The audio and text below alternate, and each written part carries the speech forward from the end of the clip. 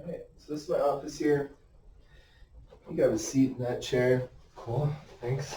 Also have a coat rack if you want to hang that up. Or, Yeah, up to you. Yeah. Sometimes it gets a little cold in here.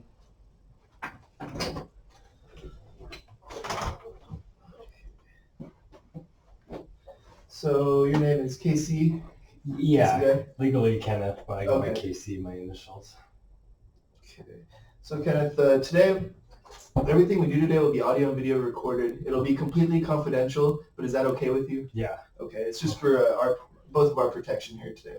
Not protection, but I want it. Against any harassment claims or anything like that. Basically, also to protect what's said in the interview. Gotcha. But it's going to be completely confidential. So Okay. Oh, you mean it's going around right now? Yes. Gotcha. Okay. Yes. All right. Yeah, we were supposed to record from hello to goodbye. So. Okay. All right. Cool.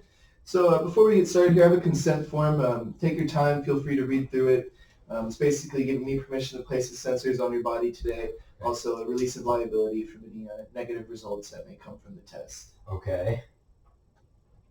And you're gonna go over all that too, right? Like statistically, I don't know. Yeah, we'll talk about how the polygraph works, what the sensors do, the accuracy of it. We'll cover all that. Okay. All right. I mean, I've read a number of federal cases that, start challenging it or going for it and everything like that. Right. Yeah, it can be used in court in some cases. Both parties have to agree to have it be used in court. It depends on the discretion of the judge, especially in the 9th and the 11th, which is this case falls into both actually, and the 4th for federal. So.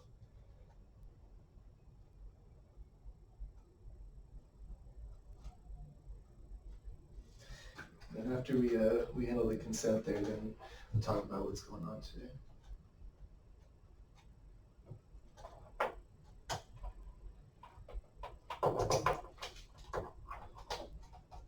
So that line down there below where you're where you're putting your name right now, that would be whoever the results get sent to. So be that an email or an address if you want a physical copy. Okay. Probably me.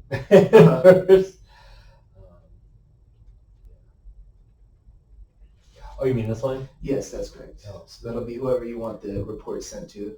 Just me for now. Okay. So I have your email, so I can email that, or if you want a printed copy, you can put a physical address, I'll mail it to you. Okay. All right. So up to you there.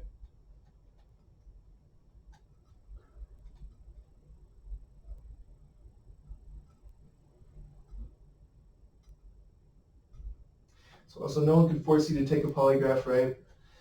And also we can't ask you any surprise questions, so you'll be informed of the exact wording of each question that will be asked you on the test. Okay.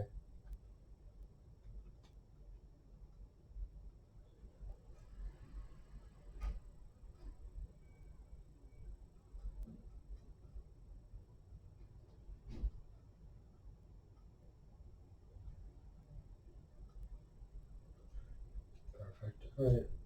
What is that? It is the 4th, right? That's correct.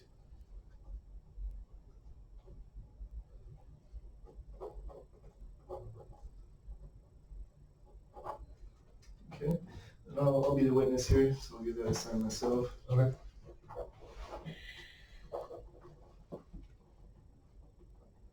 Okay. So what's going on today? Why are we here? It's a big case. I actually relocated to the Bay Area because of this case. Mm-hmm.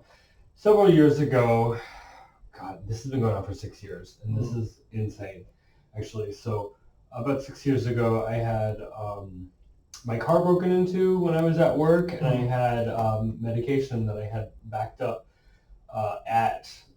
in my car, and then the manager that broke into my car then told everybody in the company, 200 people, that I was HIV positive, and everybody, and it made for a really impossible working situation. I just wanted to... So you breached HIPAA there. Not even worse than that. I mean, they broke into my car, it wasn't even I thought maybe it was from the health insurance application, because it all kind of happened around the same time, so I couldn't, it was either one of those two, but I definitely heard managers talking about what other things that were in my car besides the medication. Uh-huh. And so then so then after that, my life got harder. Like they tried to harass me to quit. I even made like millions of dollars to that company because I increased their organic traffic by over 1 million visitors a month. Oh wow. Yeah, so that, and the company before that, I increased their traffic by over 1 million visitors a month too. So I was like, my career is set, you know. Right. But then they harassed me to quit, Uh-huh. and I needed my health care though, like to live. So I endured the harassment, and there were literally like people I didn't even know like saw me getting harassed and quit. Because it just made such a terribly unhealthy work environment. Right. People saw the harassment, and I had to endure it because I'm thinking I need the health care Right. to stay alive. And so anyway, so they ended up finally offering me like 1 month of salary, like as a severance, and saying, "You want to leave?" I'm like, "Yes, I do. Thank you. Bye." I signed it, but what I didn't know is that to avoid like an EEOC like investigation or whatever, he had actually hired like a PI that contacted or worked with like my supervisor of my condo complex that I lived in, and like I would get parked in before going to work, and then they would say, "Oh, he's not going to work. You know, he's late because he's a drug addict, or he's this, or he's that," and it was that deal that I didn't know about when I signed this agreement, but yet my after I left, even though I signed that severance, and I thought we were all parties were just washing our hands and walking away, and I was gonna my goal was to go to another company, is increase their job by $1 million, maybe that's write a book. I don't know, I thought my career was set in marketing. And I wrote software too, and I just thought, things were all set. But what I didn't know is that he had made a deal with that condo manager, because I had actually caught some break-ins when I first moved there, and I found out that my condo manager was part of it, and so I got some break-ins, and they had made some kind of deal that you help us get him fired, or justify us letting him go at the company, and my company I was working for, Newsmax Media, will help you get rid of him from the condo complex. Well, that led into stopping me from working, because they then tried to artificially force me into foreclosure, because they stopped me from working, and that has been continued. Like they have, I had actually caught my boss using this program called FlexiSpy. I'm also certified in computer security. I have a BS in IT. I caught my boss using this program called FlexiSpy, which is illegal in the U.S. It's a spy phone software. It's the only spy phone software that turns your mic into a bug, basically. Because then I would hear like these PIs that would follow me. They're far enough away, but you can still hear them at night. You know what I mean? Like when this is going on forever. But I would hear them talk about things that I would only have said like around my phone, or like in closed buildings where it couldn't have been anything else, And also then I would have files that were rewritten, and actually I started taking screenshots and proved that files were rewritten. What my former employer ended up doing, and this is the most insane thing, like using this spy phone software that was on my phone, he knew like what I was doing on my screen in real time, would end up soliciting people that I would speak with on social media websites, and actually offer them money to have me drugged before work at any new company. And that is one of the most insane things that you will probably hear. Yeah. This is a pretty high-profile case, by the way. Like, honestly, and this is crazy. Like, I walk around San Francisco, and some of the police like get on their whatever radio and say, "Hey, the guy from the South Florida case is here." Like, I go into the public library, actually multiple public libraries in San Francisco, and the librarians get on the phone and say, "Hey, the guy from the South Florida case is here." Like, my life has gotten crazy because of this case. So my former employer, member of the Trump campaign, is the one that then issued or hired people using this spy phone software, and offered like $1,000 to have me drugged before work, and would even give an extra $1,000 as a bonus if they made me miss work. So then one of the days that he had done this, and let me be clear, he drugged me like in a state of sobriety. Like he would slip it, he would have people pay to put it in my food and in my drink. Mm-hmm. And what do you do when you, like, I would go to like law enforcement and say, please help me, please help me, please help me. And they would just, you're looking at somebody who's on drugs and you're just like, F you, go away. Like, you're bothering me. We have legitimate stuff to do. In my head, it's completely legitimate. Right. But it's insane. Like, who would think of something like this? My former boss, the CEO of Newsmax Media, actually got his name in the world of journalism for writing, like, criminal conspiracies, which is insane. But I kind of, like, feel a need to mention that because, his father was in NYPD for his entire, like, growing up. And so his ability to construct kind of a police conspiracy theory is actually well known. That's what he got his name in journalism for. So there was like all of that going on. I guess. I guess he started like also like hiring people to like interact with me because he would know where I would be, and then they would. This is what I've heard, like have them like write false statements or whatever. I've even heard like this PI following me instruct people on what to say in police statements, which is insane, and instruct them to give them money, for saying or doing exactly what she told them to do. And this is insane. I've even heard this in a number of occasions where where she's offered them an extra, in addition to paying them like on the spot after they do their crime, give them an extra $10,000 if they're able to pass a polygraph after the last portion of this case is disposed, and then they get an extra $10,000, which is insane. But again, we're talking about a billionaire trying to get away with a bunch of crimes. I mean, paying somebody and giving them an extra $1,000 if they drugged me enough to miss work. I actually almost died several times. There were times when I was drugged without, again, not knowing it, but I was like writhing on the ground, like from them.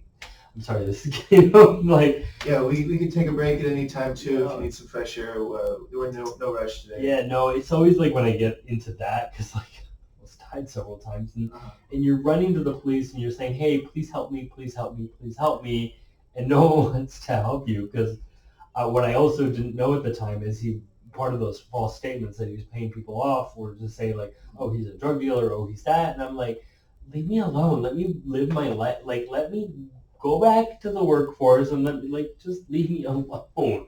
But he's wanting to do this because he's wanting to, not get in trouble for it. And I didn't know it at the time. He had that same spy phone software like on me when I was an employee.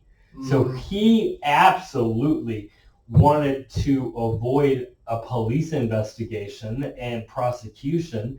And I mean, first of all, the last time that a major media company was busted for using this kind of spy phone software was News of the World, and they're no longer in business because of that. Right. And so for him to do that and for an employee to catch it, and I'm certified in computer security, by the way, so if anyone's going to catch it, it would have been me. Right.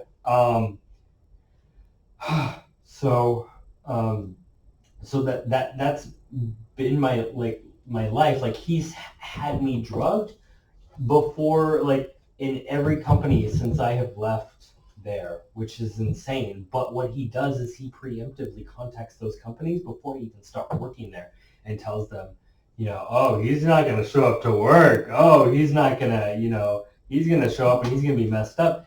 One of the days that this guy, let me give you an example. I got a call from somebody I didn't know that well. Hey, my car broke down. Will you come help me? And how can you say no to that? He didn't live too far from me. I was like, okay, all right, fine, I'll help you. Driving back, I picked him up. Driving back, and he's like, hey, can we stop at the convenience store? I'm really thirsty. I'm like, okay, yeah, sure. I'm like, yeah, you just lost your car tonight. Sure, I'll help you out. When stopped at the convenience store, he's like, hey, I got an extra drink for you. You're driving here. I opened it up for you. So right. Yeah, totally. And but the crazy thing is, because like you're in a car and you're pretty close, like how you can hear the other person on the phone talking when you're in a car with somebody. Overheard that private investigator from my former employer, this lady, say, oh yeah, we'll meet you and we'll pay you right after you're done with him. Like insane. But then that next day when I went into work, and I was still clearly, I did not look sober. Let me just be honest. Went into work and my manager said, my God, Newsmax was right. And I was like, what the hell? Like he's completely fabricated this insanity, you know? Right. And then, so there's so much to it. I mean, there's so much more. And so finally my home gets into foreclosure. And because he keeps doing this at every company, you know, because he wants to make good on his deal. And meanwhile, like I even like, you know, I filed like an EEOC complaint, of course, anybody would have in my position. And like when I got the right to sue letter, and it was like removed from my condo. Like it was missing the next, like I went to the gas station, I came back and the right to sue letter was gone. Like that was, yeah, no, that was the goal, was to like stop. Let me tell you, my mail was open. All my mail was open for like 2 years after I left that company. There's a lot of crimes going on here. Totally. Like you know you can tell when an envelope is like unsealed and then resealed, like if it's like steamed open or something. Right. Yeah. All of my mail was like that for the entire time that I left. I even then like 2 years after I left the company, I had to get a P.O. box just to feel better that my mail isn't being steamed open and resealed. Like insane. Yeah, no, a lot of crimes, but this is only the beginning.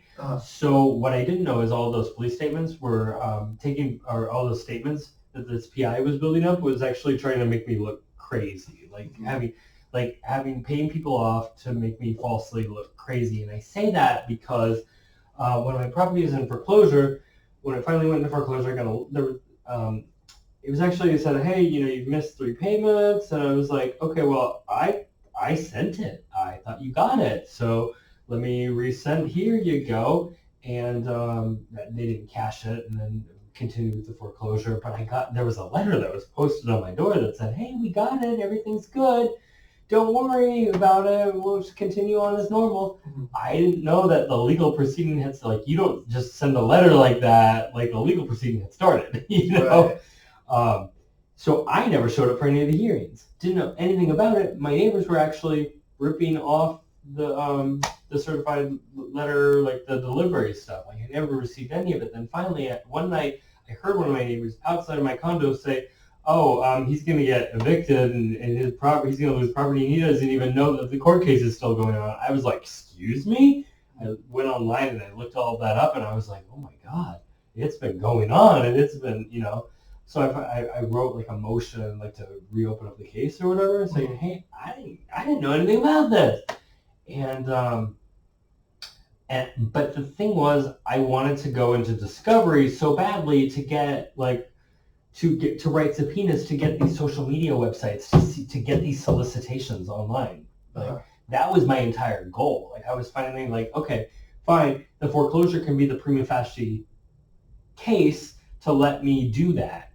And oddly enough, like, and that case was so messed up. So what happened is actually like right before the first hearing, a week before the first hearing, there was a guy that got into my car. I was working as an Uber driver because it's kind of harder to get somebody fired as an Uber driver. Contractor. Yeah, well, not even that, but it's all programmatically, kind of like by the the ratings or whatever. Like it's hard for all of that BS that I was telling you about, like the solicitations to do that before the office slave and stuff like that. Like if I did hire somebody to do that, I could just not drive for a day or whatever, you know. So it was easier for me to like work as an Uber driver, even though I was severely unemployed.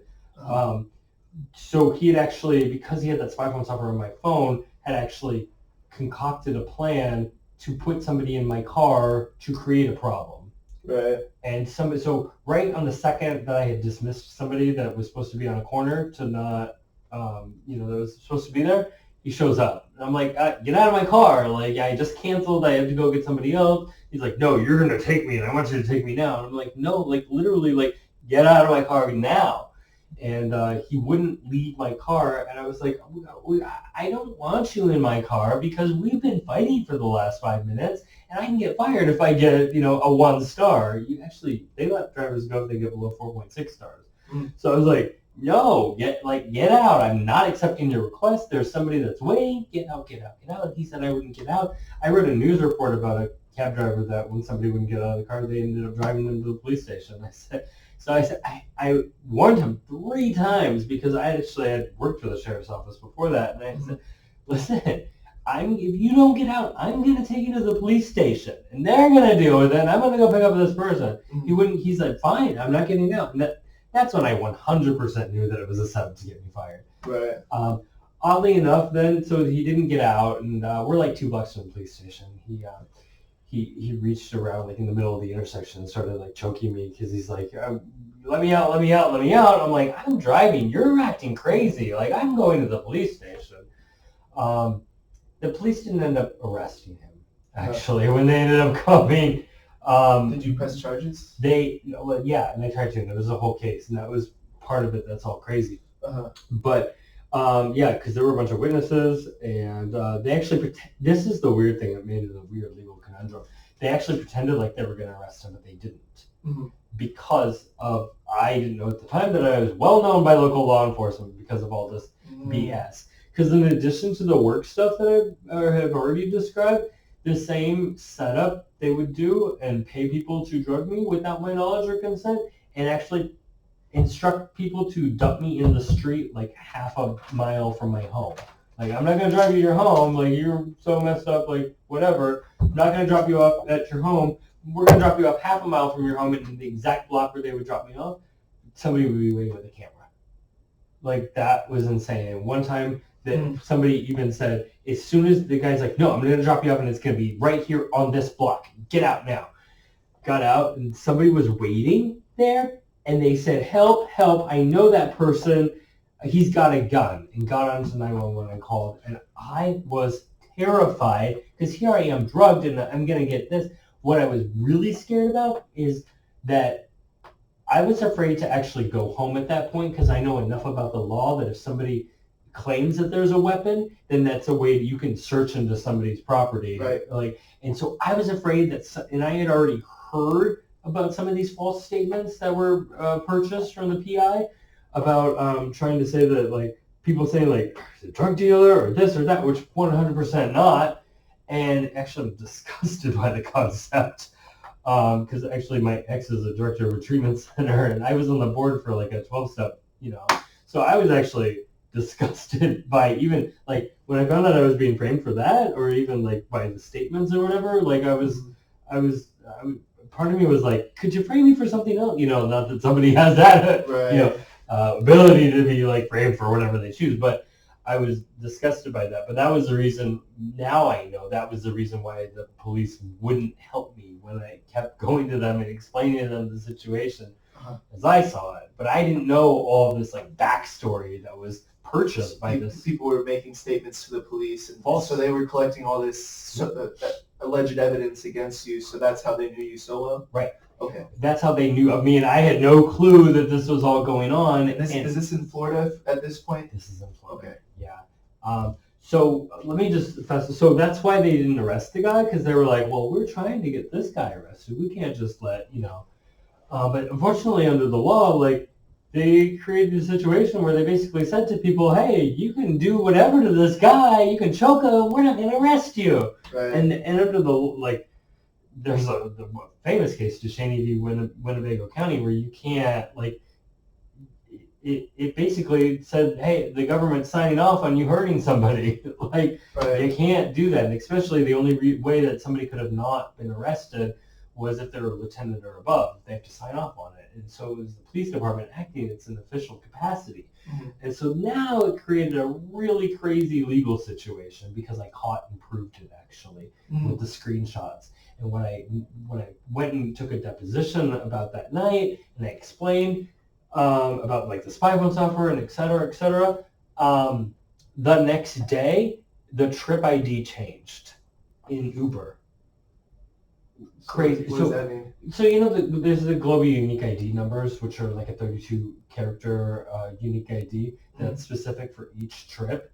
For each trip. Yeah, so I just took screenshots, though, like before my deposition and after my deposition, and the trip ID changed, which is insane. And so it was part of like this cover up to, but the only way that could have happened was if it changed, because actually also part of the trip changed like right after the trip as well. So I took screenshots like right after the trip, and I took screenshots like 3 days later or something. So you've got like three different numbers in a small amount of time. Yeah, yeah, and that phone was very important because so I'm gonna get a little too nerdy, but when you root a phone, there's a thing called the Knox counter. That's like a mattress tag, like when you rip it, right? Like it can never be re-put on, right? So this Knox counter, if you ever root a phone, the Knox counter trips from 0 to 1. Right? Okay.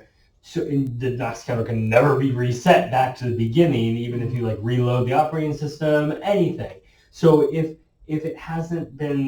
you haven't rooted the phone and you can't change like the metadata on a file, then it can't be questioned in court.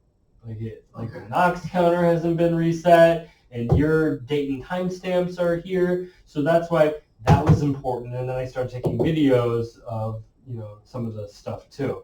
Unfortunately, I had several of my phones during that time because every time that I caught on that my phone was hacked by this insane employer, I would buy a new phone because of course, right? Right. Well, that's that Knox counter, right? So if your phone is hacked like that, does the Knox counter go off?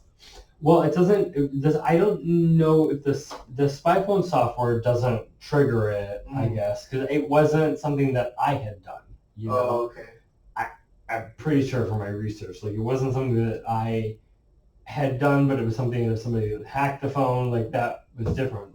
What I had, because there's different, once you hack the phone with the spy phone software, because it's on a Linux operating system, an Android platform. Okay.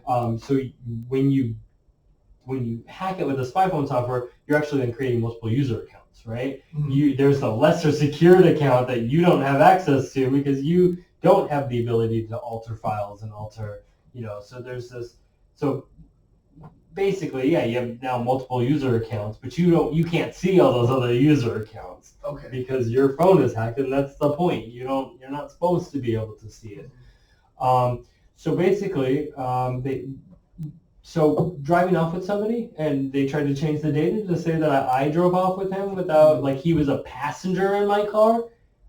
Driving off with somebody without their permission, that's a passenger in your car, that's that's an Uber pickup or whatever, that's kidnapping. That's a first-degree felony. That's, that's insane. So I caught, and the only way that you could have changed and altered all that data if the CEO of Uber was involved. I put all that into the motion. I also put into the motion the different global unique ID numbers. I mean, basically I proved this case that they tried to frame me. My former employer and the CEO of Uber tried to frame me for a first-degree felony. If I had not caught it, if I had not had my background in IT, I would probably be in prison right now. That's been the scary thing. And the crazy thing is, though, that was just one time that I was able to solidly catch it and prove it. The year before, unfortunately, when my former employer caught on to the fact that that I may be suing for a discrimination lawsuit, after I caught on, after I left, he decided, what's much cheaper than settling a discrimination lawsuit of this magnitude? It'd be cheaper if I just started hiring people to make you look like a criminal. Right. Because then this was true, I couldn't even file my complaint at the courthouse. They wouldn't even let me file. Why is that? Because I'd been vilified so much. Right, okay. Crazy. Unfortunately, though, too, is because, so I was in a rock and a hard place. I can't get help from the police. I'm being drugged before I go to work. I don't know what do I do? I thought, so I'm not allowed to work for a living. I'm not, I can't go to the police. My only option then at that point was to go to the courts. And I had this brilliant idea that I would study 1983 case law, which is the kind of law to sue for declaratory relief to get maybe the police to legally get them to do something. You know, because if they're allowing crimes to happen to you, that's a 14th Amendment abridgment. I mean, you know, so I had this brilliant idea. Like I would try to make a police report about this lady, this PI working for my former employer, and they would, and this is just one example, they would say, oh, well, you don't have her name. You don't know her name. I'm like, no, it's an unknown person. Just take the police report so I can start building up a case. And I'm like, no, we're not going to take a police report from you if you don't know the name. And then I would go to this website that like documented all the police reports for my city, and I would look through all of them, and I'd say, okay, here's one where it says unknown person. Here's one where it says unknown person. Here's one where it says unknown person. But you're not taking one from me? Mm-hmm. Excuse me. And because I had read so much 1983 case law, I turned to the officer and I said, excuse me, this is a failure to train lawsuit. If you're not going to take my police report, then. And he's like, whoa, because how many people even know about a failure to train lawsuit?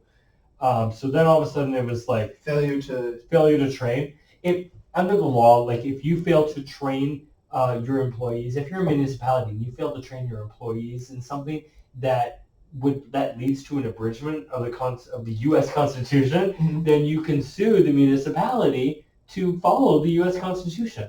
And so a failure to train is one of those areas. You have to prove like a de facto policy in practice usually, and to do that you have to show like 10 touches, and it's you know there's different ways to prove it. Usually you need like a lieutenant or a captain. If you have that, if you want to go that route, you can prove it de facto in policy and practice. If like a captain orders it or something, you have to prove that pattern. And my whole goal wasn't, I didn't want any money from law enforcement, right? I wasn't suing for money. I was suing to be able to work for a living, to like have food in my stomach, and to put like a roof over my head, and to stop being freaking drugged by a psychopath. Right. And to stop having a psychopath pay people to stalk me too. Like, this is insane. The crazy thing is, like, so those phones, people were given, like, there was a black market bounty to get those phones from me. Oh, yeah, okay. Yeah, I mean, if you can imagine. Yeah. Like, with the Knox counter not tripped, and those were the phones that would actually prove, like, this billionaire member of the Trump campaign tried to frame me for 30 years in prison, and the CEO of Uber.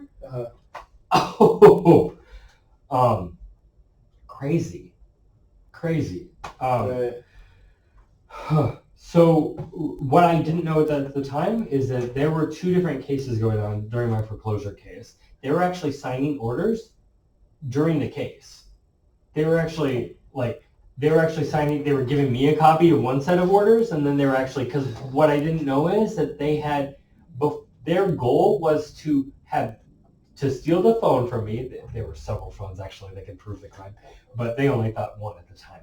They thought like the one phone that I had on me at that night, not the other phones that I took screenshots of like later on when they started altering. So they were only focused on that one phone at that night. And there was a $10,000 bounty that was put for people to, people try things like get them extra drunk, and then we'll try to, even hired professional people to sleep with me to try to take my phone. My life became like a freaking movie. Like, things like I would tell people that, and they're like, that's insane. I'm like, I know it is insane, first of all. Second of all, it happened, and it's happening. Like, it's insane. So when they didn't end up taking the phone during the course of the normal trial, actually, because I kept that phone on me. Like, I kept my pants on when I slept. I kept it on me. Like, I wouldn't even fall asleep around anybody. Like, if I was gonna sleep, it would be at home alone with my deadbolt on. Like, I wasn't taking any chances. And then I did actually end up getting my phone stolen. It was charging in my condo, and I left the room for a second, and then they stole it. This one guy that was hired to do that. But it was after the case closed, and this is insane. Before the case transferred up to the 4th DCA, the Court of Appeals, they actually ended up then altering the entire case to cover up all those motions, because the judge would never hear that motion where I showed you, where I took all the screenshots of the global unique ID and everything. Yeah, the judge would never hear the hearing, like never hear the motion or whatever. We wouldn't, because it was without a doubt, like it was 100%. Like I proved it mathematically speaking that for the randomness of those global unique ID numbers to have like been altered, you couldn't deny it. Like you 100% couldn't deny it. And but when they stole that one phone, they started altering everything in the case. And I mean, rewriting motions. They altered judges' orders. And I had old copies of some of the judges' orders too. But they thought they broke into my home too at that time too, and then took all of like the backup, like physical copies too. I had some like in my trunk of my car, but yeah, and so then I ended up having to, after in the Court of Appeals, after all of it was changed and transferred, I ended up writing a 156-page motion to correct the record, proving about 20 instances of alterations of the case. What did you say that was? A motion to... Motion to correct the record. So it was 156 different, and it was so, like, I had caught things that were so obvious. And this is getting to one of the crux of one of the questions that probably need to be asked is, there was, like, the main person, like the condo manager that was kind of monitoring me with that spy phone software for so long, and this PI that working for my former employer, when they caught on that I was able to prove so much of the record altered, because over 20 times. Let me just tell you, each alteration is a third-degree federal felony. So you can imagine 20 federal felonies, 20 third-degree federal felonies. I mean, let's do the math on that. Somebody who's like 65 is going away for life. And she discovered that I could prove it all, that it had been altered, and decided, you know what's easier? I'll just start telling everybody that he said he wanted to blow my brains out with a gun. I'll just tell everybody. I'll tell everybody at the courthouse. I'll tell police. I'll tell everybody, and that way I won't go to prison for committing 20 third-degree felonies. And trying to frame him for the first-degree felony in the first place. By the way, what I didn't tell you is I overheard those people saying a number of times, and these PIs mention many times over that they were offered $1 million by a former employer to stop this case. So I'm like, wow, you manipulated law enforcement, manipulated the courthouse to alter the documents, you manipulated so many people to commit so many crimes just so you can get $1 million. Well, I'm sure a lot of people would have done that, though, but it's insane. So there was that alteration at the so I proved actually that, because they had to then alter the case at the county the circuit court. So how do you alter these motions? It's a file management system. Oh, okay. But I'm a software engineer. I've written file management systems. So when you start altering like software like that, like I proved it. I proved the alterations because I've written software to do it. Like you can't kid a kidder. Right. You know? So and it even got to the point. So then people are freaking out because one of the things in that case is I wasn't allowed to add third parties to the case, even though the rules of civil procedure for Florida, you're allowed to add any party within the first 20 days. Well, within the first 20 days, the judge signed an order that saying I wasn't allowed to add any third parties, and that was one of the things that I brought up in the appeal. I'm like, no, I need to be able to add these people because these people are stopping me from working for a living. I want to be able to work for a living. I also added in all the 1983 things because I wanted a play out. I just wanted like, hey, these we're getting all these like fake police statements. Like I want those brought to court. Like I want to be confronted with it. I want to be maybe take a polygraph or something to say, hey, that's complete BS. Right. You know, like I've heard this lady offer people thousands of dollars for fake statements. Like that's the kind of thing that I want to take a polygraph and take to law enforcement and say, hey, law enforcement, you're being conned. I don't want a dime from you. I want your help. You know, and I don't know who this PI must have be in bed with somebody at the police station because she, you know, and I don't know what working relationship PIs have, you know, but this PI also, and I heard her say this once, and this is a big one. I heard her say that if The law enforcement, no, she said BSO, which is Barrow Sheriff's Office. But specifically what she said was if BSO knew what she was really doing, she would go to prison for life. And I heard her say that once. I also heard her say once that Chris Ruddy, that's the CEO of Newsmax Media, had Chris Ruddy. She said, Chris Ruddy has offered me so much money that if I get this case thrown out, I'll be able to retire. I'm like, wow. So that's a big incentive for a criminal. What, right? And unfortunately, so many people I've encountered are just getting paid off and paid off, paid off. What happened was, every time that I could prove the spy phone software or that it was used to alter the case or alter evidence, I started adding a treble multiplier to it. Before even that Uber incident, were trying to frame me for 30 years. Yeah, I had actually written a demand letter for the company because I already had enough evidence to prove the spy phone software was stopping me from working for a living. So I added up, and I used to make 6 figures as a software engineer. So, and this happened for every job. So, torture inference in this relationship can go 5 years into the future. That's $500,000. Right. Job. So I started adding it all up. But in addition to that, with the spy phone software, every time he altered, I could prove that there was an alteration to stop me from going into court, to destroy prima facie evidence. I added a treble multiplier, which is the standard of what you do for fraud upon the court. So I did. So my demand letter got really big. Right. I'm not even joking. It sounds insane, but it was 1.5 billion. Oh wow. And the whole point was, and I know it's insane. The whole point was, I actually wanted to sue my former employer for RICO. Mm-hmm. Totally, 100%. Right.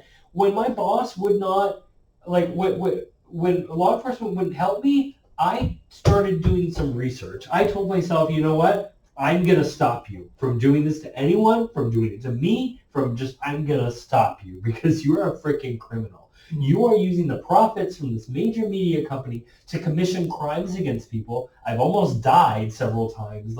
I'm stopping you. Mm-hmm. I'm stopping you because I felt like I had a moral, and do have a moral imperative to stop somebody like that because it would only be identified with somebody with a computer security background, number one. But then number two, now with all this alterations and paying off at the courthouse, it really takes a lawyer at this point also, and it needs to be somebody that's one and the same.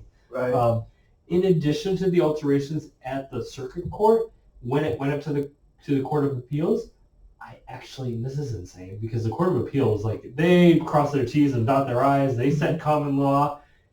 I caught them alterated as well in the Court of Appeals. Not only that, but they wrote an opinion. And in that opinion, they actually they went against the rules of civil procedure. Excuse me. And so the only way that you can get a mandatorily speaking, because any state Supreme Court is a discretionary jurisdiction.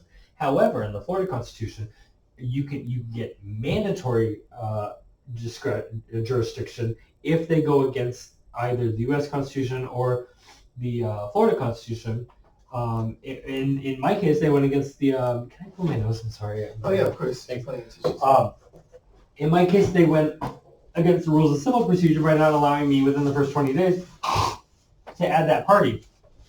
But there was another thing that they didn't allow me to do, or that I proved during the case, and it was such a minor rule. But anyway, it didn't they didn't enforce it, and they didn't enforce it in the legal opinion. So I was like, whoa, okay, no, that's mandatory up to the Florida Supreme Court. Oh my gosh. But in addition to that, so at this point I was like, all right, the state's not behaving. I need to take this to federal. I need to elevate this to the federal court. So I wrote, already after the alterations of the circuit court and alterations of the Court of Appeals, I wrote a motion for removal up to the federal courts. And this is the insane thing. During the 1 week that a federal judge evaluated the case for removal to see if there are any federal questions that were or fraud upon the court committed by the courthouse itself, which is the only way that a fraud upon the court case can actually be in federal court. Otherwise, you have to be in the state court.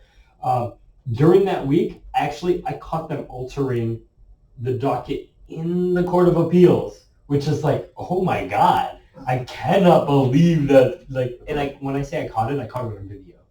Like I would record the computer, and this is also the same with the circuit court. Like I would record the case, and open up some files, et cetera, and then I would go to like a news website just to show like in the same recording. Right. I did that in the circuit court. I did that in the Court of Appeals, and then what was insane is like during the removal, I caught that, proved that. Because they had altered the case and they actually removed a petition where I proved the alteration. So that was, oh my God, I can't believe that. But then I filed the appeal up to the notice of appeal for the Florida Supreme Court, and I kid you not, because right now people are probably freaking out because that's a $1.5 billion case that they're afraid that might be won by default judgment. Should be if they follow the rules, but okay. So, and this is actually part of also why I need your help with something too, because let me back up and I'll go back to where I was, that line of thought. But when I was at the Florida Supreme Court, when the case was at the Florida Supreme Court, actually I caught it again. And by it, I mean the alteration of the case. Mm-hmm. At the Florida Supreme Court. Oh my God. The head clerk for the Florida Supreme Court, like, altered, like, threw out motions. And I'm like, I wrote back, I'm like, you can't do that. Like, you're a clerk. You can't decide, you can't make the decisions of a judge. That's practicing the law. And that's a felony too. Like, you can't do that. Right. What am I going to do? Like, complain to the Florida Supreme Court, about the Florida Supreme Court? No. But what I ended up doing is I ended up writing an all writs petition. And in that all writs petition, for the first time, I disclosed a lot of the evidence that I was like squirreling away. I had caught my computer being hacked like during the case a few times. So I had made a rule that my laptop was no longer allowed to go online, period. Like, never turn the Wi-Fi on, never. And so I would write like in, on a computer I just used it for word processing. For security purposes. Right. And so in that all writs petition, I included all these links. I started uploading all the YouTube, to YouTube, and I'm like, see here, can't deny it. It's all, can't be disproven. And I had done major research on all writs petitions because I was like, wow, I'm at the Florida Supreme Court. This is huge, and I'm showing that I'm attacking the integrity of the, I'm forced to attack the integrity of the courthouse. Like, it's insane. Like, I'm disproving the integrity of the court. Because not only my case, a freaking foreclosure case, but number one, I'm not allowed to petition the government for grievances, which is a First Amendment violation of the U.S. Constitution. Number one, that's insane. Because, he said I couldn't add third parties when it should have been allowed to add third parties. Right. Meanwhile, all this time, I just want to work for a living. Like, that's insane. I just want to work for a living. I did my research on all writs petitions because I'm a software engineer, and because it was the Florida Supreme Court it says like case number, like in the URL is this, or case number is that. So I wrote this program to like programmatically go through every year in every case and actually make a report of all the filed all writs petitions going back 5 years. I was like, I don't care. Well, I do care about cases that make it into common law by the Florida Supreme Court for all writs petitions. That was interesting. That was a short research trip. I want to know all the cases that the judges threw out that didn't make it into common law. And I want to look at them and I want to say, why? What did they do that I'm doing differently? Mine was the first case that actually showed like alterations in the docket. Because an all writs petition, an all writs petition, I don't know if you know the petition, like the writs or whatever, but an all writs petition is only allowed if something is stopping that courthouse from exercising their jurisdiction. I was like, well, if you're going to be altering motions, so I can't even get into the court, and throwing out motions and deleting pleadings and filings and evidence, then yes, you're stopping me from, from that, you're stopping this courthouse from exercising their jurisdiction. In addition to that, while I filed that, I also, like in that all writs petition, I also filed, I also put in federal questions. And there is, I can't remember the case right now because I'm getting nervous from the camera, but there's a specific U.S. Supreme Court case where if you say when you first file the case, hey, state court, I want all the federal issues not to be decided by the state. I want to take all the federal issues and I want those issues to be decided by a federal courthouse. Mm-hmm. And then you file into what's called the federal question jurisdiction, and it's an ancillary kind of case, a kind of offshoot case that shoots off. And then when you get those declaratory judgments from a federal courthouse, then you could take those federal, especially when you're dealing with hanky-panky, the state's involved, suing the state with the state, you need those declaratory judgments from a federal court to actually have a chance of winning. So I bought, and this is crazy, so I filed in the federal question jurisdiction within that federal courthouse in South Florida, and so my mail was stolen so many times, as I told you in the beginning about like the unsealing, right? And about ripping it off the door. So I had one of the only legitimate reasons why you're allowed to go to a judge's chambers and ask them, because I filed it under seal. I filed RICO, totally. I filed RICO, and so I went to the judge's chambers, and it was right after I filed, next day.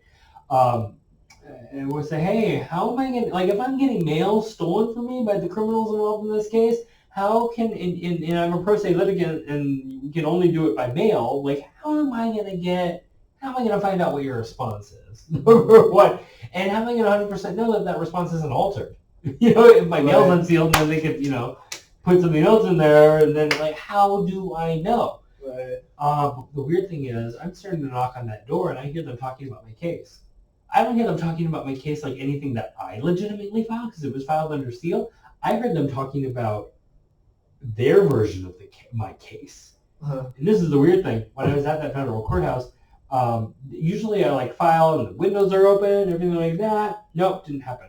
They actually closed the shutters, and it was a new clerk that I had never seen before, but actually I thought I recognized her from the county courthouse. The one that probably responsible for altering the docket in the county case. She's probably afraid she's going to go to jail for a long time. So I see this new clerk shut the shutters, and the weird thing is, that night after I filed, this PI working for my former employer, that female, she's outside my window pretending she's FBI, saying, talking about what I had filed in that case under seal, trying to make me think that, that she's FBI, that she's, maybe has special access to, to complaints that are filed under seal. Mm-hmm. But the funny thing was, she didn't know if I was recording. The thing was, she was all but saying that she was FBI. She was trying to, get me to think it, and that was, the big tip-off. Right.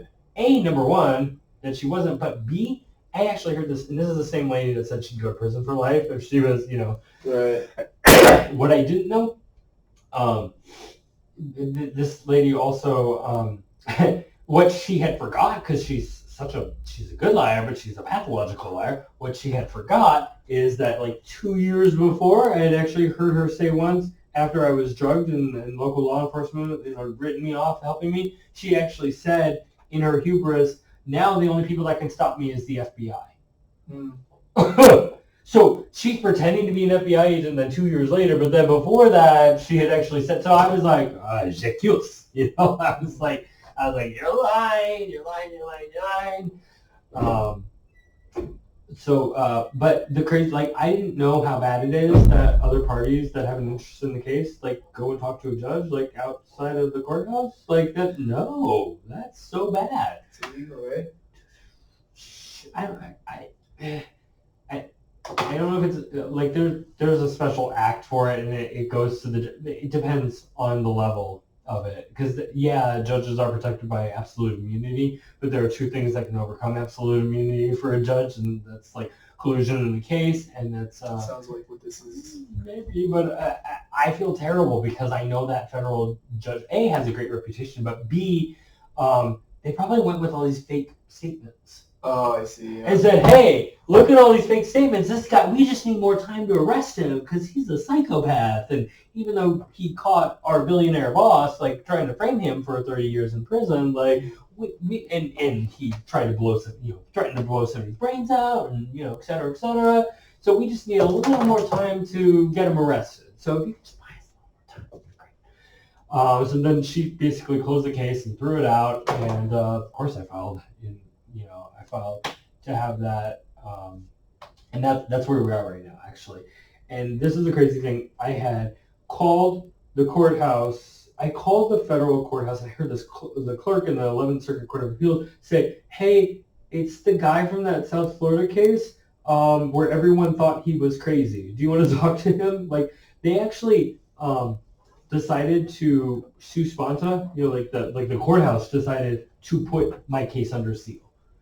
Like, that's how, like, oh my God it is. Because, like, oh my God, I have 3 courthouses in the same case, altering the case during the case, Right. to keep me out of the courthouse. The entire reason why this PI, then, even though she claims that she's helping out law enforcement, like, escape getting arrested and escape getting, prosecuted, the real reason why, and why they tried to frame me that first night, like a week before my first hearing in the court case, was because she didn't want it going into discovery to getting all those solicitations to have me drugged before going into work. Uh-huh.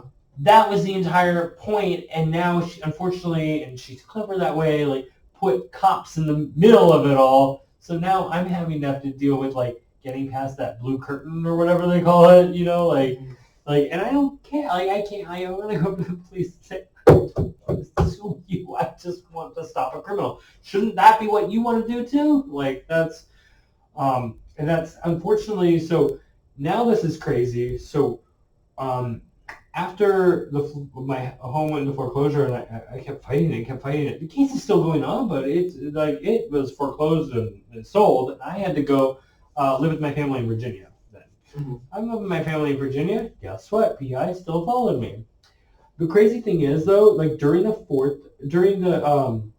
Court of Appeals, like in the state case, I actually went up because it was during the hurricane. I went up and worked with you can work remotely when you're in the Court of Appeals because it's all online, and even a pro se litigant can do all that online.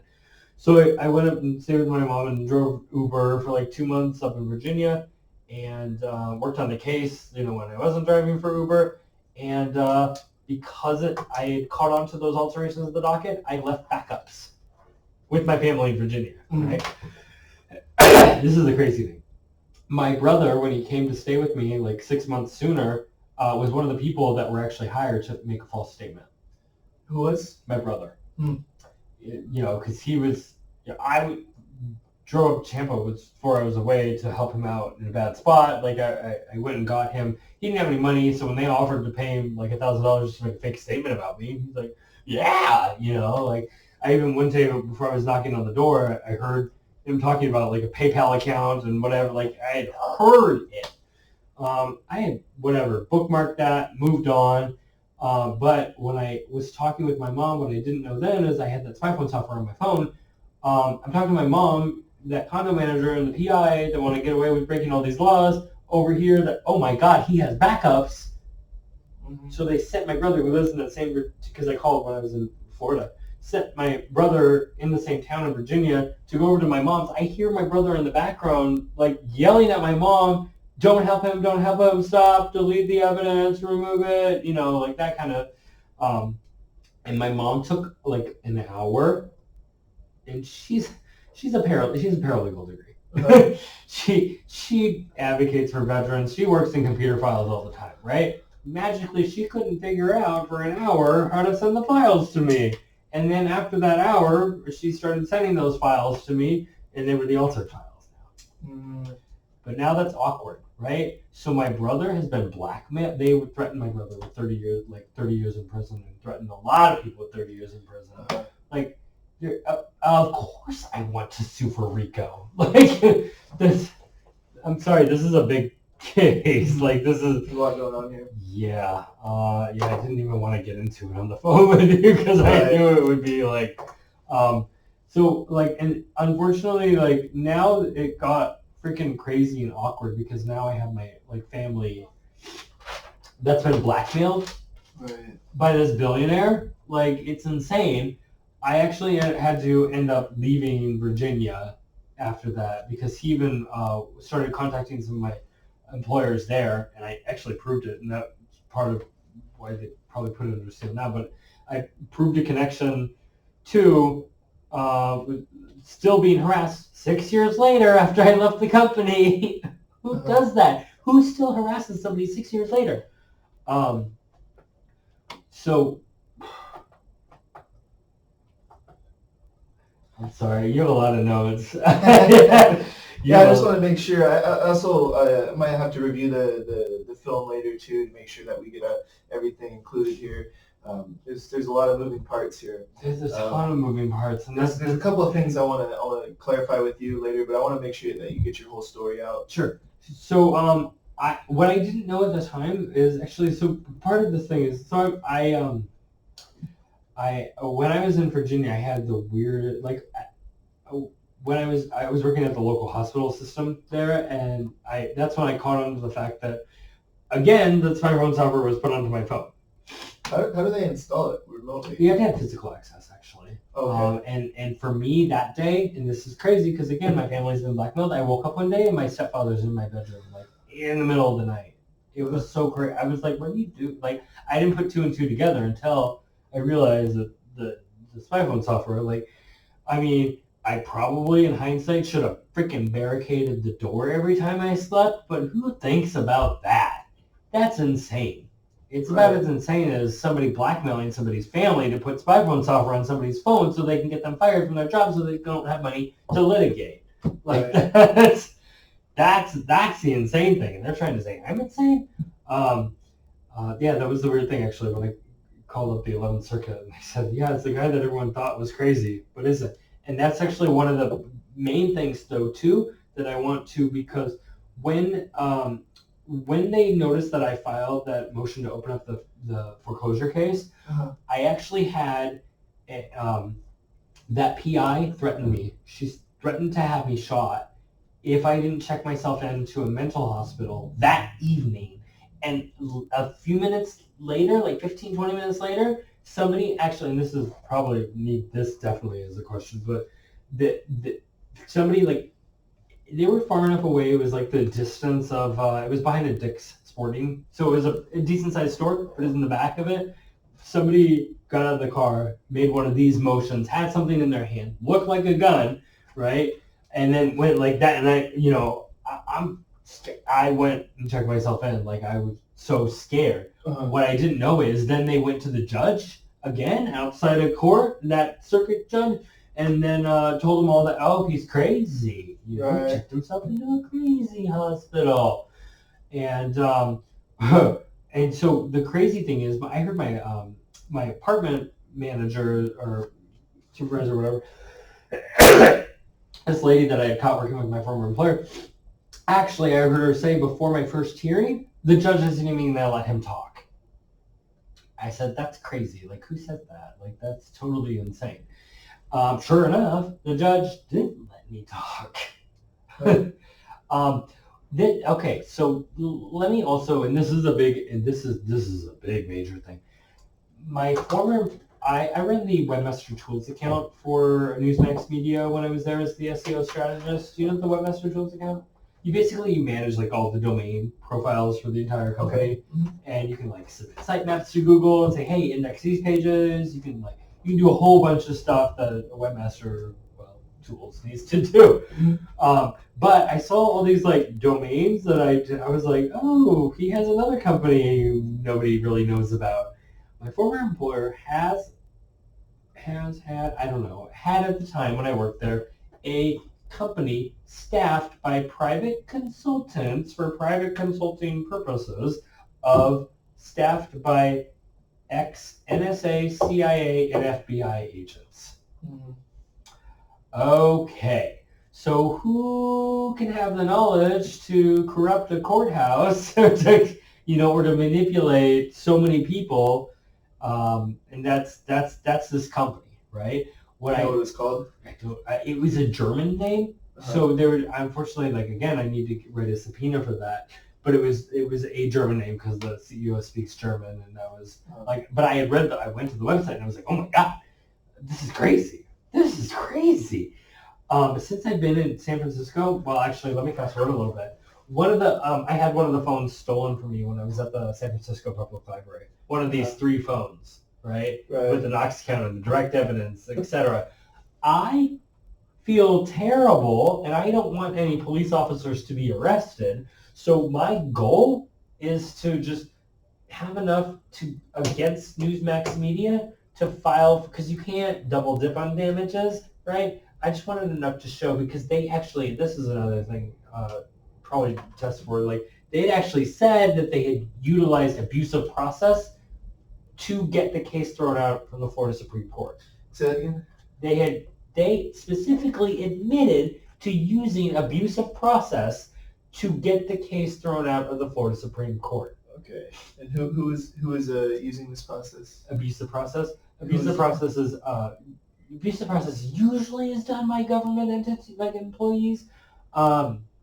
But in this case, and there's a form of abusive process that's done by civilians. Mm-hmm. And this abusive process was done by the civilians. That's when you have all these fake statements, and then you take it, and when you call 911 or when you make a false statement like that, that is abuse. That is the civilian-based abusive process. I see. Okay. So they probably went to the clerk who broke the law to toss the case, and went with all these fake statements and said, "Oh, you know." And so they had actually, I had heard from these people actually admit, to saying is abusive process. I've also, like, a number of times that these PIs follow me, and this, I'm sorry, this gets a little touchy, and I really would like this to be a question, but whatever. You're the boss here. They actually said a number of times, they when other parties that they're trying to manipulate aren't around, they actually just refer to me as the AIDS fag. These people are sick. Like, these people are sick, number one. Number two, now they're, I overheard, like, one of these PIs say they were trying to enlist somebody, like, to help them out with the case or whatever. Like, they're talking to this one young guy, because now I work in a coffee shop and I wash dishes. Yay. It's great. I love it, going from making 6 figures to washing dishes because I'm being harassed. But my logic is that if I lose this job from the harassment, there's another dishwashing job right around the corner. Right. Like, so that, and it's hard to get 6-figure jobs. You have to go through, like, the vetting process and blah, blah, blah. I was like, all right, fine. You get me fired from dishwashing job, I'll get another dishwashing job the next day. Start that day. Yeah, I'm like, hey, I'm a dishwasher and I speak English. Like, wow, you're really good at interviewing. And I say that as a joke, but everyone that's come in since then, it's been hard for me to retrain somebody. Right. But anyway, so one of the nights, one of the PIs was at the coffee shop and overheard him talking to one of the guys that works at the coffee shop. He said, coming into the place where you work at? Every job that I've worked at. Yes, oh, wow. 100%. Yeah, even trying to pay people off to make false statements again there to get me fired there. So I overheard one of the PIs the other night, and this is like gold, because this matches up with the former FBI, NSA, whatever thing.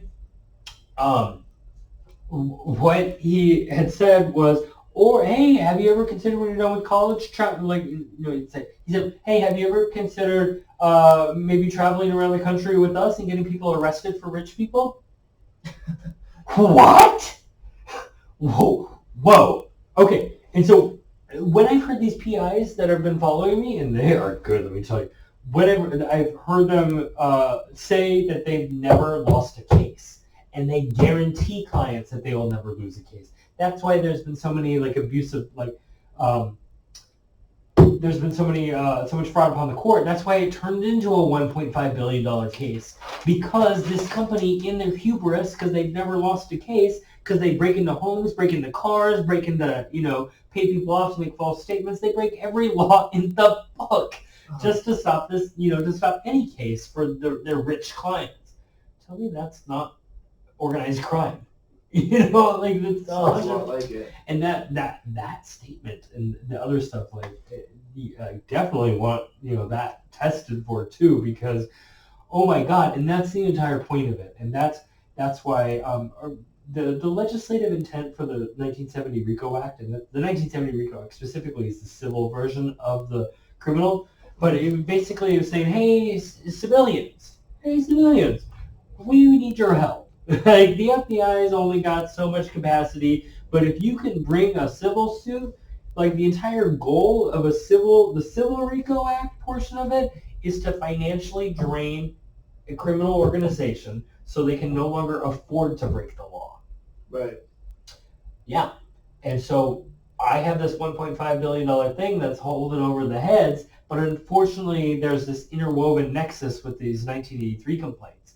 So the state of Florida is like, oh, we can't, no, we'd have to raise taxes, no, that's not going to happen. Meanwhile, my whole legal strategy and goal is to find a way to get to enough evidence just against Newsmax on the abusive process, like the pointing the gun, et cetera, to say, hey, no, can't double dip on damages, so here's the $1.5 billion. Let me file a new like abusive process, cause of action complaint, and then file for summary judgment just on Newsmax, so I don't have to worry about the other parties, because I think they've all been manipulated, even manipulated to break the law, and that's why it kind of like hurts me, you know what I mean, to think like some officers that have been manipulated to break the law and that caught and proved breaking the law, I don't even want them to get. I don't want anything bad, you know what I mean? Like, I feel terrible. Right. But I also feel terrible that these criminals then use that as leverage to manipulate them to, which is why, and honestly, why I told you, like, in the beginning, why when I pass by police officers in San Francisco, it's weird. Like, I'm sure they've been told, like, stay away from them, like, you don't want to be caught in this lawsuit, like, just leave them alone. In fact, it's been the directive that I've heard. So when I was at the San Francisco Library, I had one of these phones stolen, but it was like on my side, like while I was like backing up some evidence, like on the phone that never goes online. They stole the phone, but so now I have these phones on me. Well, every time that you like log, you're like when you're a driver, like your phone connects to the computer. Again, I'm talking like IT nerd, right? Like it logs like that phone's fingerprint into your phone, like this phone connected with this computer on this date. Uh-huh. So I had my phone stolen, and I didn't move from that spot. I was like, okay, I've got this cell phone on me, this cell phone on me, this cell phone on me, and I started filming, and then I connected all those phones that I had on me, and I searched my bag, like in the film, showing it, and then I said, all right, but now where's this other phone? You know what I mean? Because they were trying to say, oh, it wasn't stolen, So that's, Now, unfortunately, the city is involved, because actually I called 911 3 times, and it took them the third time to show up. They weren't showing up. Like that, they had already known about my case. Like they weren't, because they're manipulated and told, okay, we can destroy and stop all the evidence, and these cops in Florida are not going to get arrested. Well, that's the story that these criminals have, told these criminals that have never lost a case before because they're criminals.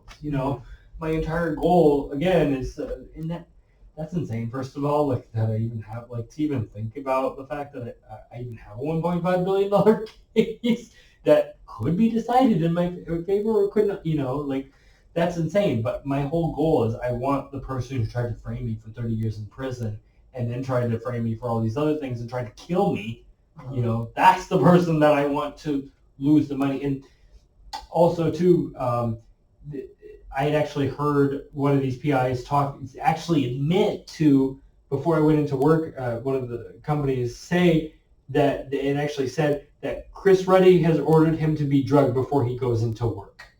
That is what they said. Holy! And I was like, that's not going to happen. Like, that's not going to happen. What I didn't know is somebody had asked to crash at my place like the night before I started working, and again did that thing. You look dry. You look partial. You need to drink some water before you go into work. I was like, oh really? Like I'm freaking out. It's my first day. I'm like, oh okay.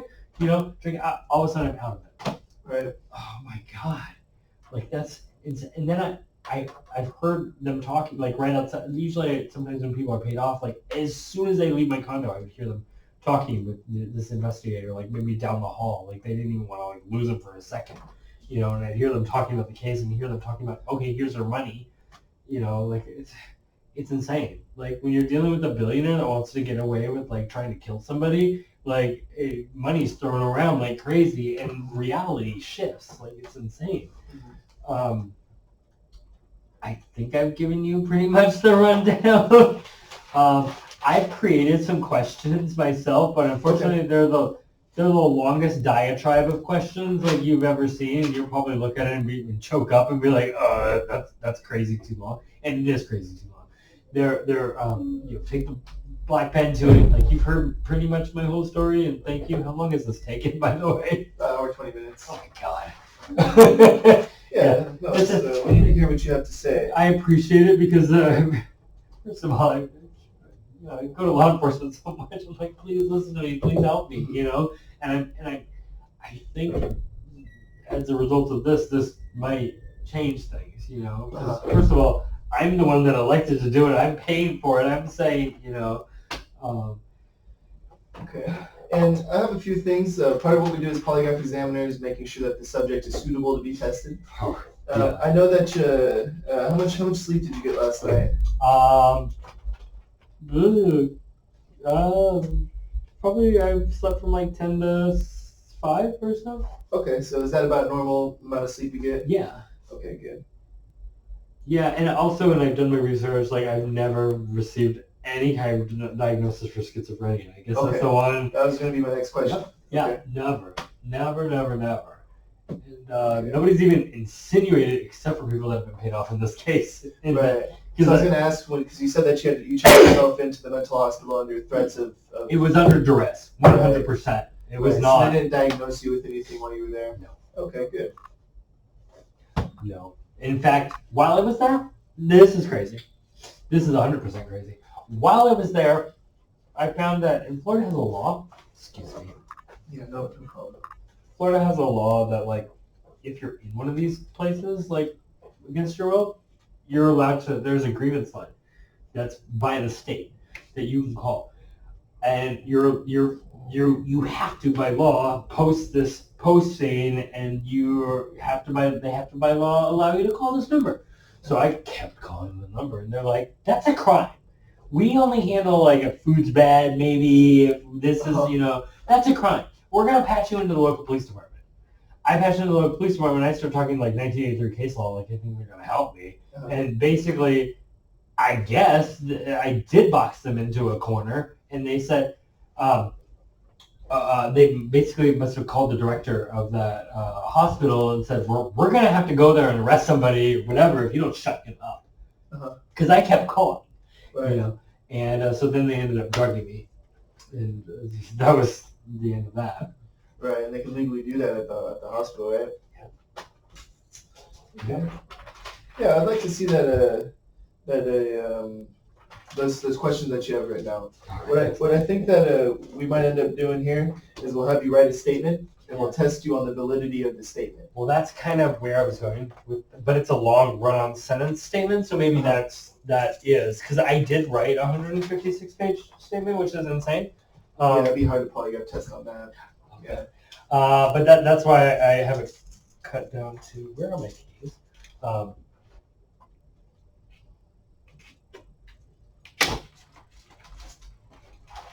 Somewhere. It's not my bag. What's up?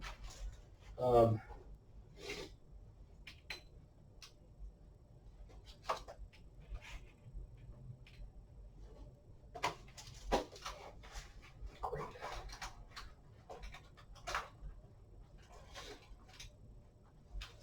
Sorry.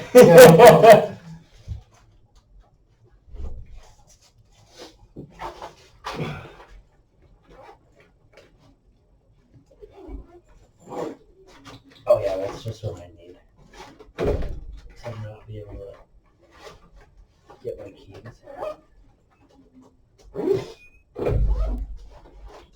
You know what? I have it on email, actually. Can I email it? Is it? Yeah, you can email it to me. It's a crazy long diatribe of where are my keys?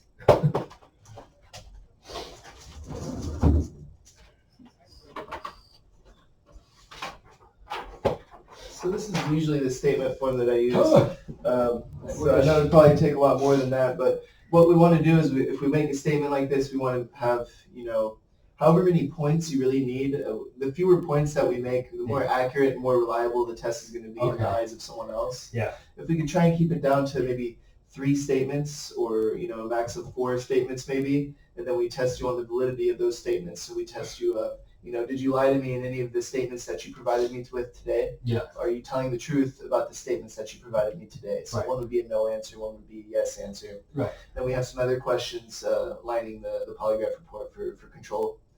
Okay, so but I'd like to see what you got. Well, my 4 pages are gonna seem crazy though. So well, there's a whole lot of stuff I here. just turned it off. And what we could do is we could do maybe a series of polygraph tests. Yeah, I'm not opposed to it because, like I said, this is. I mean, if everything I'm saying is true, it's probably one of the bigger cases that you probably didn't walk in here. Right. And so if we do this is, people do this. They did this with the Stormy Daniels case with the President Trump allegations. Yeah. They use this technique here. Okay. It's not the strongest technique you can use. Yeah. What's the strong? Can I ask? So what the strongest technique we could use would be a Utah zone comparison test. It'd be 3 questions. It'd be dealing with the same issue. So we pick probably the strongest issue, and then we go. We just test on that one issue there, and then we move to the next issue with a separate test. We couldn't test you more than once in one day. Yeah. That's just you get fatigued, and it doesn't really work out that well. Okay. But if we want to start out, with some overarching, make a couple of statements, validate those statements, and then see where that takes us. I think that would be a good place to start. Yeah. And then if we wanted to be as specific as possible with the highest accuracy percentage of these tests, the Utah Zone Comparison Test, 96% accuracy with a 2% false positive. Love it. Okay. 2% inconclusive rate. Okay. But I think if we want to just try and tackle this whole issue all at once, I think we should try and pick out a few statements that's going to be best for your... Let's try to do that together then, and I can email you those questions, and we can talk about and if somebody in law enforcement wants to say, Utah this, X, Y, and Z, sure. But yeah, let's do the overarching thing. I definitely think it's very important to get that, I'm going to shoot you to get me to check in, especially after I heard that clerk say, oh, it's the one that everyone thought was crazy. Mm-hmm. Oh, the big thing that I actually wanted to bring up, and this is a big thing that when I finally disclosed it, I heard a lot of people oh my God about, was during the foreclosure case and after I caught the framing, the lawyer or private investigator, I don't know, they were the ones that actually suggested that I use that $1.5 billion demand letter and integrate that into the foreclosure case. Mm-hmm. Because my thinking was at the time, my thinking was from the beginning of that was I'm going to use that amount for the civil RICO, number one. But when I had said that, that was entirely because I caught them drugging me, et cetera, et cetera. So, but I think that's very important that they suggested it, right? Because they suggested the amount, then they used that amount, the $1.5 billion, in that integration with the state of Florida, as a party also in that case, they use that as leverage to get away with breaking the law against me. Hey, cops, and they've used this since in Berkeley, in San Francisco a number of times, for them to break the law against me in whatever manner now. And they say, hey, when I catch them, they say, hey, if you stop them, if you catch him, then the state of Florida is going to have to settle all this $1.5 billion, and we're going to have to settle, and you can't, so just don't and let it go. It's just this little thing. It's just, let it go. And so they were the ones that suggested it to me during the case. So because they suggested it, when you do fraud upon the court and it involves multiple parties, there's actually some federal case law that says if the fraud upon the court is done by one party, it's that one party that's legally responsible for that fraud upon the court. Well, they're the ones that suggested it to me. So there might be a compelling case to say, hey, not even compelling, it's pretty obvious. They're the ones that suggested it. They're the ones that should be on the hook for the $1.5 billion, period. Like that would be ideal to get, like I would Utah that, like that would, because that washes everyone else's hands of any financial liability. And I think when police got onto that was a suggestion by them. They were like, wait a second, it's your fault that this case is untriable. Like that's a big deal. So yeah, I probably should have brought that up sooner, but it wouldn't have made sense if I didn't pick it up later. So you've been harassed all around the United States regarding this issue. Isn't that sick? Isn't that sick that somebody's that sick? You know, but the CEO of Newsmax, a former member of the Trump campaign, he's afraid of exposure. I mean, that's what it comes down to. Yeah, he can't be on the hook for $1.5 billion either. Right. No one can afford that, really. That was the goal. That was the point. Like that was the point. But originally, when I didn't actually cite the Civil RICO Act, like they tried to make me sound crazy. Like, oh, he just has for all this money because he's crazy. That's when they started purchasing all these statements and started, and they even told, like when they blackmailed my family, they even told my family that they have to pass a polygraph test or they're going to, whatever form of coercion, they lauded over their heads. But I overheard them talking one night because I shared a room with my, or shared a wall, excuse me. And so you can hear talking in the next room. Of so course. They were told not to, like, they have to pass a polygraph test. And they didn't talk to me about it. But I hear them talking about it, So I'm just like, it makes for a very awkward living situation. I can understand that. So yeah, that's been my life. That's been my life. For the past 6 years, you said. Yeah. Well, because I worked at Newsmax 6 years ago, and then the case started in 2016, and the foreclosure case was originally filed in 2016, but now it's been working its way through the courts, and of course, I'm not letting him get away with breaking the law, like, period, So I don't know if you know the lyrics from Hamilton, but I feel like writing like he's writing at a time, like I research the law like crazy. Like when I try to get to sleep at night, like I read so many law journals and so much, like read through all the rules of civil procedure, all these other rules of procedures, appellate procedure, but I researched so much case law and so much because I'm like, when he stopped me from working for a living, what do you do? I don't know what anyone else would do, but I went to the law library and started grabbing books. I went through all the indexes for the causes of action, and I just went, like, I voraciously researched because I'm not allowed to work for a living anyway. So I might as well just, like, learn the law as much as possible. And that's what I've done, and that's why, like, oh my God, we have a pro se litigant that doesn't have a law degree that's now jumping in the federal question jurisdiction at the Florida Supreme Court. Like, that is insane. Like, nobody thought I would do it, honestly. It's probably what it amounts to. Right. But at the same time, there's this company that went with the German name that gets people, that frames people for rich people. That's the company I want to stop. Like, that's gross. That's disgusting. And I hope that when, and I know that from my research, I guess polygraph exams have been helpful in obtaining a warrant and obtaining a subpoena and just allowing for that, even if it's not admissible in court. Like, it was enough for a judge to be like,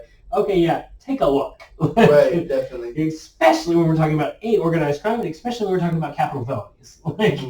Like, no. Right. So, okay. And that probably would be one of the better questions. Like, have they drugged me without my prior knowledge and consent and put it into food and drink? Like, yes. Did they suggest that to me? Did they threaten my life if I didn't check myself into that mental hospital? Yes. Did they suggest the $1.5 billion to me before I even put it into any of my writings? Yes. So I think those are big overarching ones. There's the littler stuff, like, yeah, did they call me an AIDS bag? Yes, they did, but that's not gonna. What about the spyware on the phone? I feel like that could be a very. Yes, and they've admitted to that too. Like, okay. 100%. That's great, because what I think, actually, this is just a working theory. Excuse me. I think I had that spy phone software on my phone while I had a fake warrant on my phone. Not a fake warrant, but a real warrant that was illegally obtained based on the spy phone software and the purchase statements. So I think when they had that whole, like, arrest, fake arrest, whatever, no, let him go. Oh, we're really trying to arrest him, but we can't arrest him because he's not committing the crime that he's being framed for. But I think I think maybe I had a warrant, maybe like letting them know my location or that, I don't know, but I think they partially didn't arrest that guy that night because they didn't want to lose the warrant. And the police will do that. They'll bend over backwards not to lose a warrant that they've already obtained. Right. But that's what I think happened, and then they were afraid of a lawsuit based on misuse of a warrant. But it's not the warrant that I cared about. If even there was one, it was the spy phone software that was on the phone with a warrant that was fraudulently, placed on there. I'm giving you way too much, probably, but it's a... No, it's fine, but the more information I have, the better. Yeah. But I think, if you had to pick 3 issues to, write out a statement on 3 issues, and then we could test you on those, on the validity of the statement that you provide. I think for sure you agreed with me on this, or I agreed with you on this. The gun issue, where you were threatened, your life was threatened, and they wanted you to check yourself into a mental hospital. Yeah. Okay. Yep. So we could we'll have you write a statement about that. Yeah. Definitely about being drugged. That's definitely, that could be manslaughter, right? Yeah. Or but maybe multiple times. Potentially murder. Right? Yeah. No. 100%. Yeah. No. And that changes everything too, because the statute of limitations on attempted murder is nothing. Because a lot of this has been to extend it out, extend the statute of limitations, and to draw it out. So it's been 6 years. But things will change when the statute of limitations is nothing. There's no statute of limitations. Right. Definitely. There's no statute on murder, right? No. Okay. And what do you think? What do you think our third issue? I like the spy phone software thing. Okay. I did, but then there's also the other portion of that they suggested the 1.5 billion. They suggested that was when I brought that up. That it changed. Okay, let's talk about that a little bit more. So let's go over that again. Okay. So again, they have the spy phone software on my phone. Mm-hmm. There was a there's actually it's light reading. It's a 450-page manual that's put out for assistant U.S. attorneys to prosecute federal RICO cases.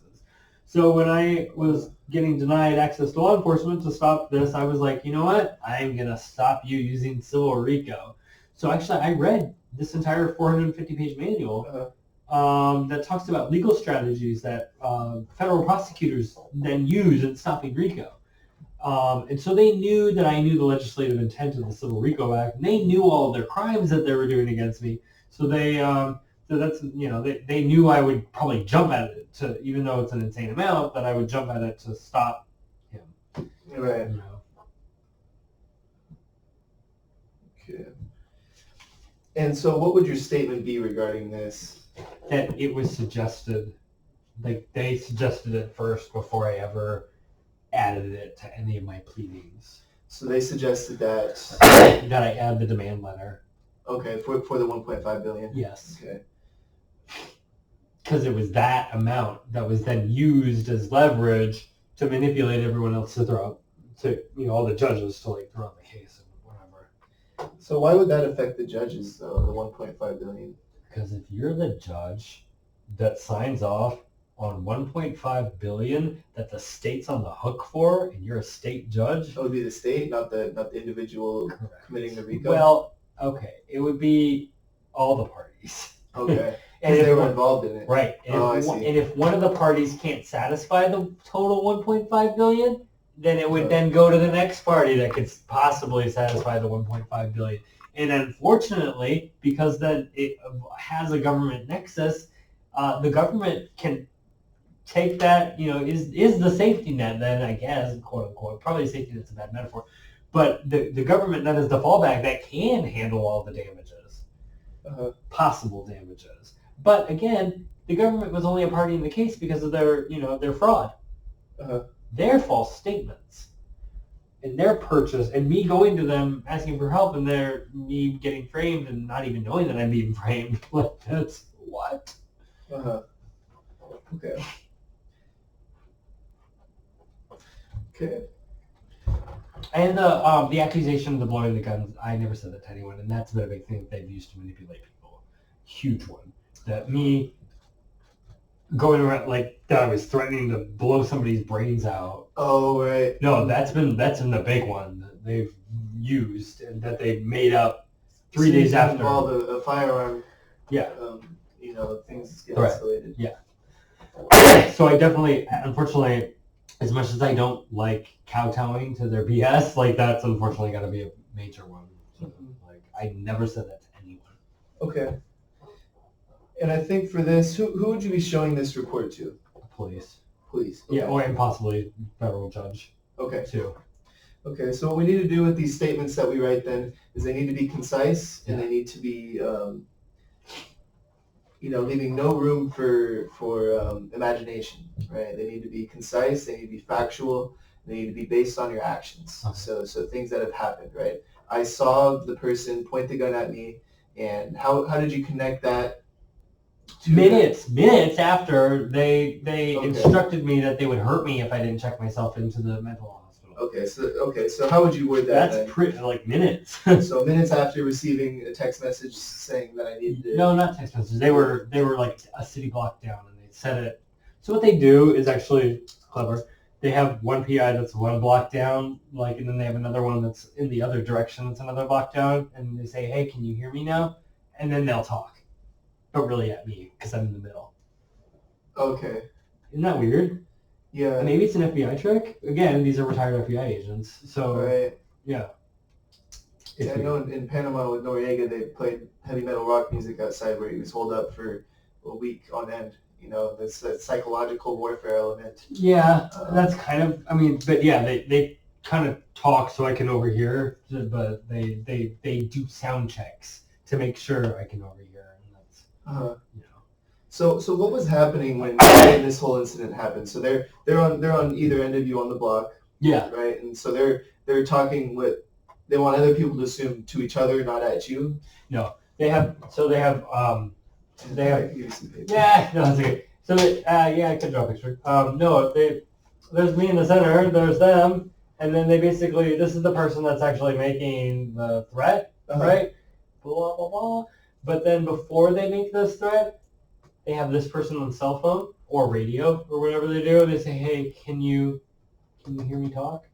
I'm gonna," and they say, "Okay, we have to talk this loud for him to hear because we don't." Oh, I see. Okay. Isn't that clever? Yeah. It's clever. It's really clever. But and then I catch on that they're doing it sometimes because then I see somebody walk up to me. This is what they do. They walk up to me and then they start talking like in the distance, and they tell that person that's walked right up to me, say cough when you can hear us talking, right?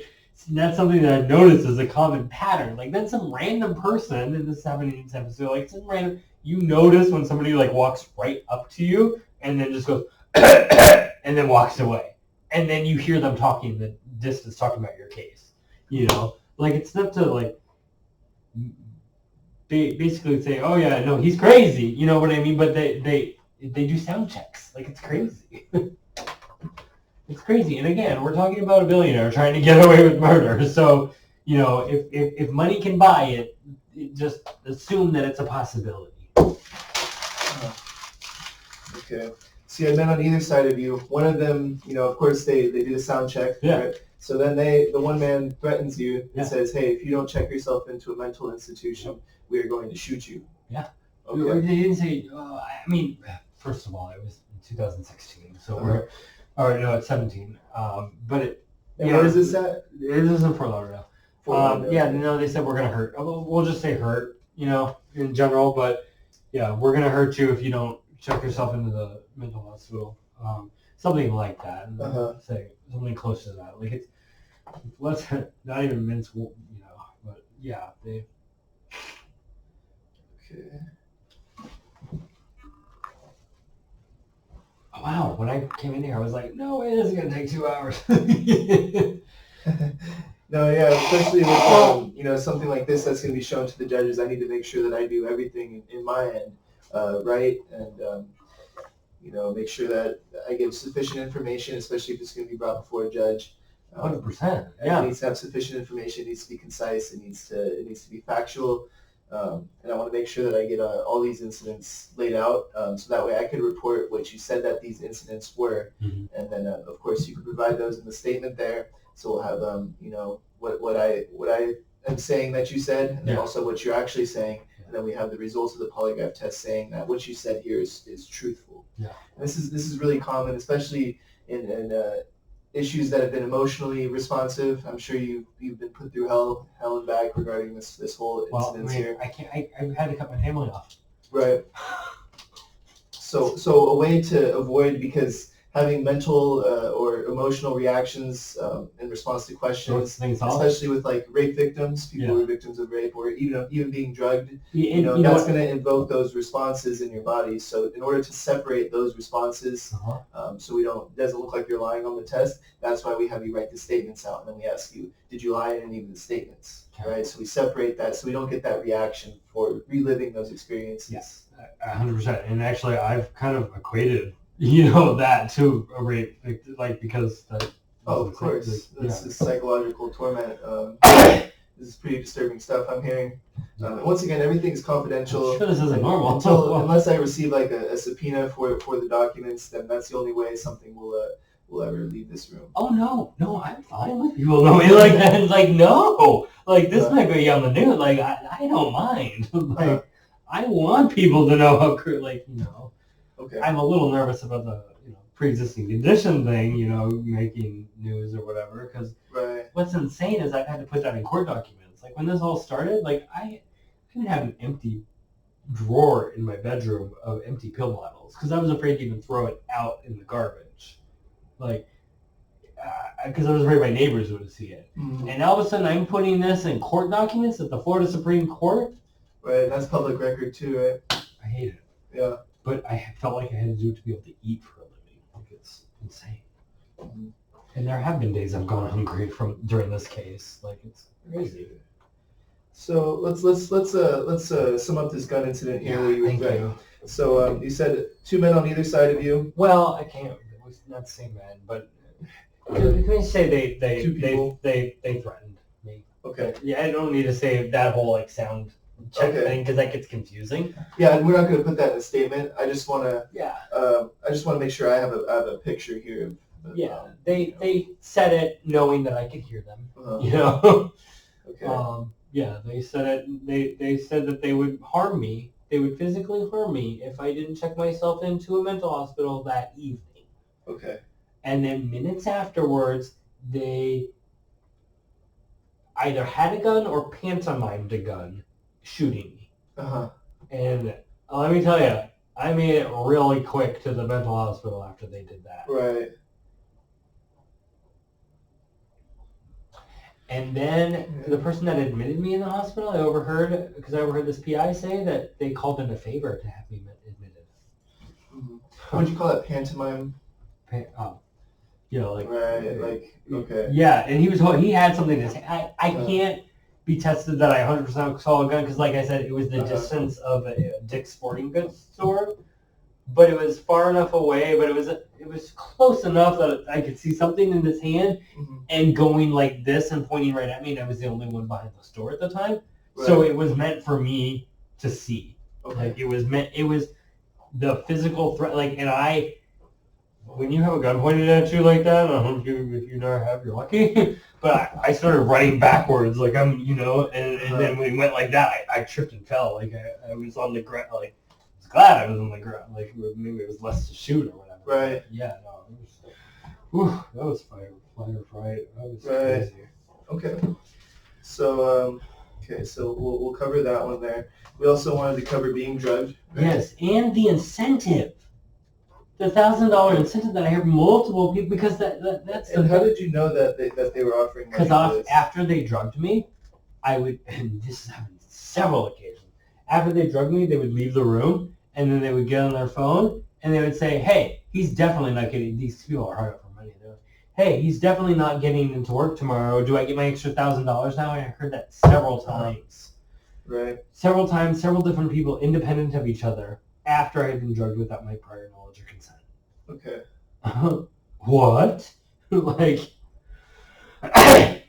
And that's the big thing because it's like if you're purposely, intentionally overdosing somebody, then you're getting really close to trying to kill somebody. Right. Like, not even getting close to it. I did almost die.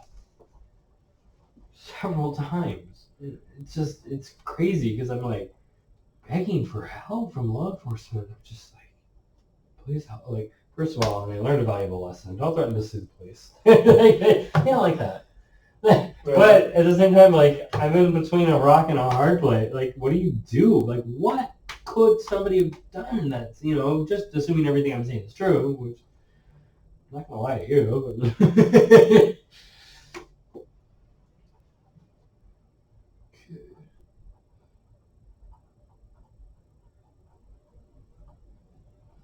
But yeah, no, my life might change as a result of this test, and that's why Hopefully it does, and hopefully this stops. It sounds ridiculous. Sorry, I'm getting emotional. I shouldn't. Okay. Which is, I'm totally like an INTJ, like in normal situations. Like I've had friends like call me Sheldon or Data from Star Trek. Like I'm usually like the nerdy, but this is emotional. Right. It sucks. Okay. And so regarding the spyware, now what would your statement be regarding that? Have I heard people managing this spyware actually admit that FlexiSpy was on my phone? Okay, and how would you spell FlexiSpy? FlexiSpy. Yeah, FlexiSpy. Yeah, exactly like it sounds. Okay. Yeah. Okay, so you had it installed on your phone, right? Okay, and how did you know that it was there? Well, I didn't pick it up at first, Right. But I overheard people talk, like I said, or I noticed files getting altered as I would alter them, or even, this was so annoying.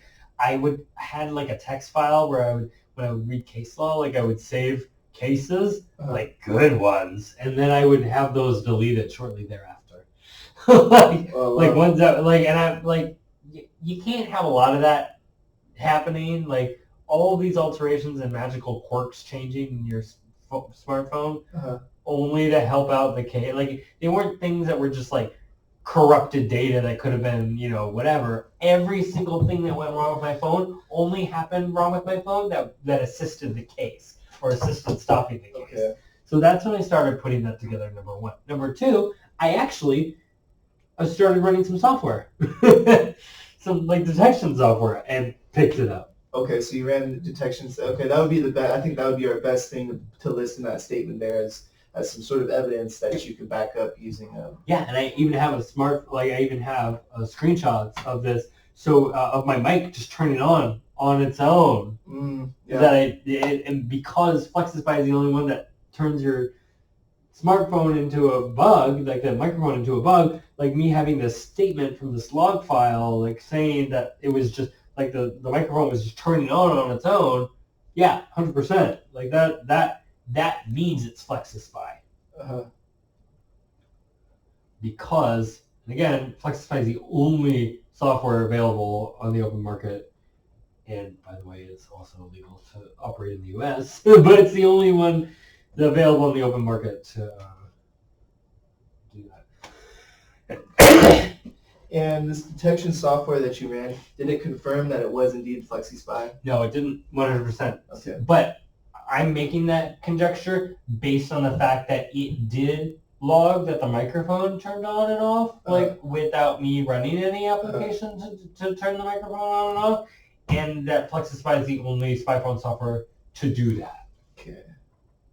So I knew, because when I had ran the log file software, like I knew what I was testing.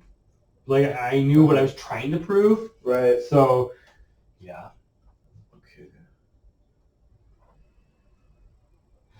But I also think it's also very important to get like my, because I also filed like a motion for sanctions when I proved all these alterations and stuff like that, because I'm like, okay, if you're going to be doing that, I looked at other cases, I'm like, when people are doing that, it's like 1.5 million and stuff like that. I'm like, I've been able to work for 1.5 million would be great. Like, it'd be great for anybody that even could work, but it'd be really great for somebody that's not allowed to work for a living. So I filed like a motion for sanctions, and while that motion for sanctions, like my brother who was blackmailed actually like stuffed a document in my bag, and I was like, how did I miss this? And I, that proved like the alteration of the document, and I amended the motion for sanctions, and then they were like, no, look at this, it's a fraudulent document, tossing the whole motion for sanctions. And that happened. There was also like a false document that was introduced in me that I added to the case, thinking it was a legitimate document in the foreclosure case, and that's what. And I've been accused of doing that of introducing it knowingly. So I think that's important. That I've never, and that's important because the only thing to battle to cancel fraud upon the court is if the other party also does fraud upon the court. And so that's 100%. Like, I never knowingly introduced any fraudulent document into any court proceeding, and that 100% need to be. In fact, that's probably a good statement right there, because it's that accusation that they're saying, oh well, he committed document fraud too. No, you did. I did because I thought this was a legitimate document that you stuffed in my paperwork when you broke into my home. Like that's crazy. Or stuffed in because you blackmailed my brother. And there's so many different things that we could test on in this case. I'm going to be back. But I think we should stick with these three right here for now. Okay. See where that takes you. If there's some other stuff, or if the judge says okay, because I'll list all this stuff in the report, but we're only going to be testing on these three issues here, right? So I'll list all the things that we talked about today. So hopefully someone reads the whole report and doesn't just flip to the back and see if you're telling the truth or not, right? Yeah. So hopefully was there a transcript? Was there a you said something in the email about a transcript of what we've said? I won't have a typed transcript of it, no, but I will outline just basically what we talked about, what you said. Could you say a generalized statement? Like, have you lied? Or a transcript? No, I mean, because if this is filmed, we just say, have you knowingly lied during our interview? Right. That would be easy, right? Yeah. That would be pretty good, but like I said, there's so much here. 100%. We're dealing with so many different issues. I think over the course of 6 years, I get it. Like I get it, and I knew when I came in here, I'm like, oh my god, right. He's gonna be overwhelmed. That's not a bad idea. I'm overwhelmed. But there was so much that was covered. I think it'd be very easy for someone to pick apart the results if we just said the whole interview, because there's so much being covered here. I think we should stick to written statements, and I think we should stick to those three issues for now. You're jumping to Utah right away, huh? Yeah, well, actually, I think we'd use a federal UFA's federal buy zone for this statement test. For the federal court, then good. Yeah, the federal examiners use this test a lot. It's a 2-question test. It's cool. It's very good for what we're doing All today. Right. Like I said, you're in charge. I'm very thankful that you listened. Of course, yeah. That's what we do. We listen. We have to. That's a good pretest interview is going to give us good results on our test here today. So we have to make sure that we cover all our bases here. But I really think what we should do is we should touch on these three things. When some cops overheard that, they suggested it to me. They were like, "Whoa, take a polygraph." No, that they suggested the 1.5 billion okay. because that's been what they've leveraged for allowing them to break the law against me. Right. Because when I've proven them breaking the law, then they say, "Hey, we're gonna have to settle the 1.5. We can't do that. Let us keep breaking the law." Do you think that this company that was following you with the FBI, CIA, NSA agents, is that the same crazy. Private investigator type people that have been following you? Yeah. Okay, so that would kind of touch on with the being threatened with the gun. We kind of be touching on those that organization there, right? Yeah, I definitely Being drugged kind of goes back to the employer, right? And then also Flexify goes back to the employer as well, right? Yeah. Can we add in the because Flexify? Well, the fraudulent documents too, Right, fraudulent documents would be a very big part of this as well. And I think definitely without a doubt the being threatened, we should include that in the statement. Yeah. I think the being drugged is very crucial to this whole thing. Yeah. But I think that, for a third statement here, we can mix and match whatever you think would fit best here. Can we use maybe the third one to then be more of a generalized, even, because I don't see any cop that if it's going to be that yes or no in the first two, that it, is going to try to pick apart and say, oh well, number 3 may or may not be, Right. Yeah. But I definitely. And if it gets attention and it gets people to take a second look at this case, and then I think we did our job here. Yeah. So if we want to make a general statement about maybe about the falsifying documents in the court, because we'll cover the organization that the employer hired, the employer actually, do that to manipulate the judges, Right. Yeah. And then now we have the actual court system and justices there. Yeah. Okay, so let's do that. So regarding those documents that you say were altered in the case, so you said this happened numerous times in the Circuit Court of Appeals, in the Superior Court of Florida. They didn't alter. They just used abusive process to get it thrown out. They tricked me to introduce false documents in the Circuit Civil. They tricked me to introduce false documents by blackmailing my brother in the appellate court. And then they admitted to using abusive process to get the Florida Supreme Court case thrown out. Okay. And then I heard them talking to the judge in the federal lower court. So those are maybe those 4 things. Okay, and you also said that when you were looking at these documents, you wrote software file organization, right?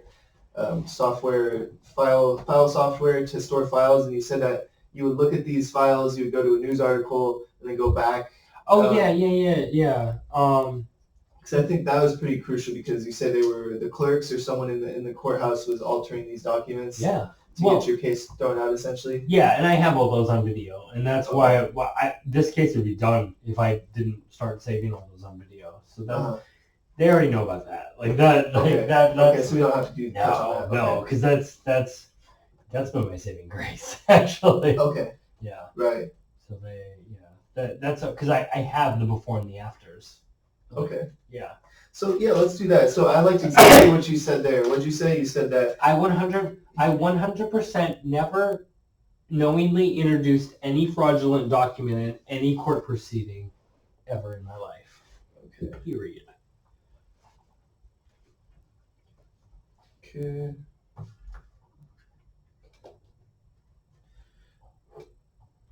And you kind of had that 3-point sentence there. You said, I never knowingly introduced these documents. My brother was blackmailed me by putting those documents in my bag, coerced, right? Yeah. But my brother was coerced to, because I don't know if they used both the bribery and I'm talking maybe former CIA, used either blackmail or bribery or a combination thereof. Mm-hmm. So I just used the word coerced because it, umbrellas it nicely. But yeah, right. My brother was coerced to plant a false document on me during the appeals court, and they openly admitted to using abusive process to get the case thrown out in the Florida Supreme Court.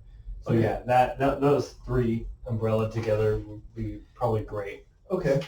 So I think what we should have you do now is we should have you write these statements out on if you need more paper, that would be fine too. I got plenty of paper. Okay. But so that first statement, you said that you were threatened with the physical harm if you didn't check in.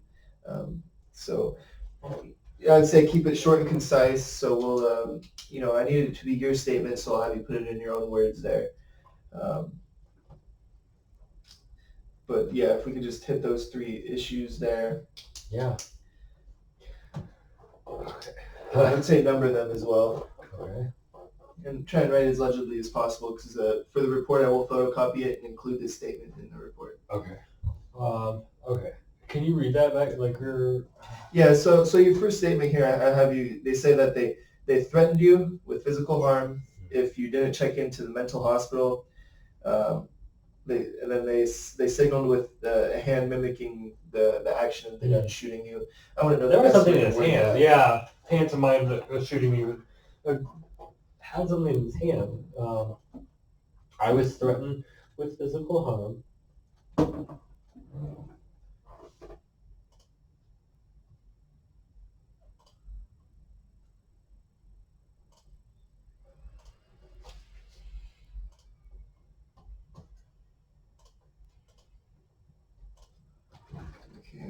you're writing that, I'll load our test up here.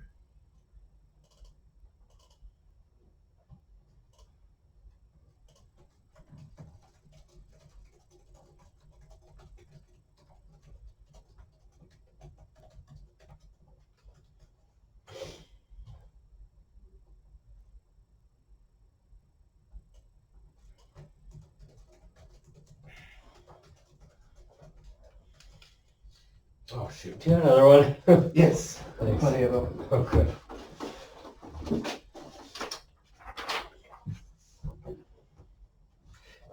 Maybe if you want to write it on this Yes, first, there we go. Yeah, and then we can transfer it over there. that would. Yes.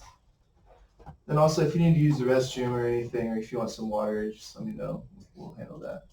I'm going to need to use the restroom here in a minute. I'll get this test built first.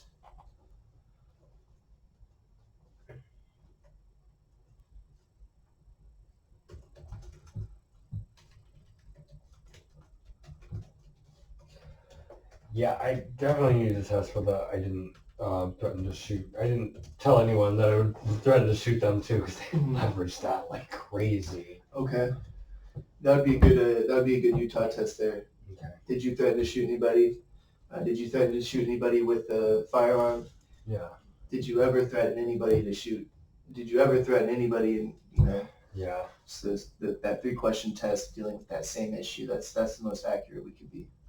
Yeah. In fact, actually, I wrote that in a thing to. Yeah. Well. Okay. Yeah. Did I ever knowingly say it? Did I ever say it knowing that somebody could overhear me? Did I ever say it? Right. Mm-hmm. Did I ever say it at somebody? Did I ever say it? Because yes, I've said it in my life. But have I ever said it intending to shoot somebody, or with the intent to cause fear into somebody? Mm-hmm. No. Harm if I did not check.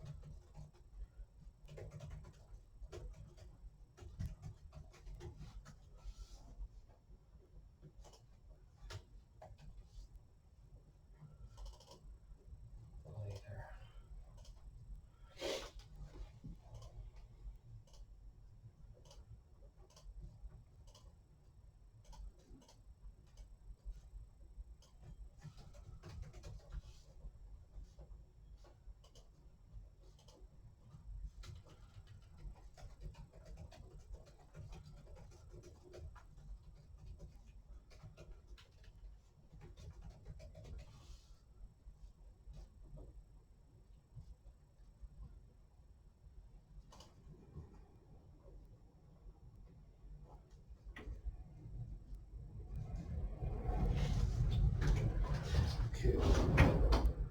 I'll give you a minute here to type out those statements. I'm going to go use the restroom and get a glass of water. You can make yourself at home here. Okay. Thank you. Yeah, not a problem.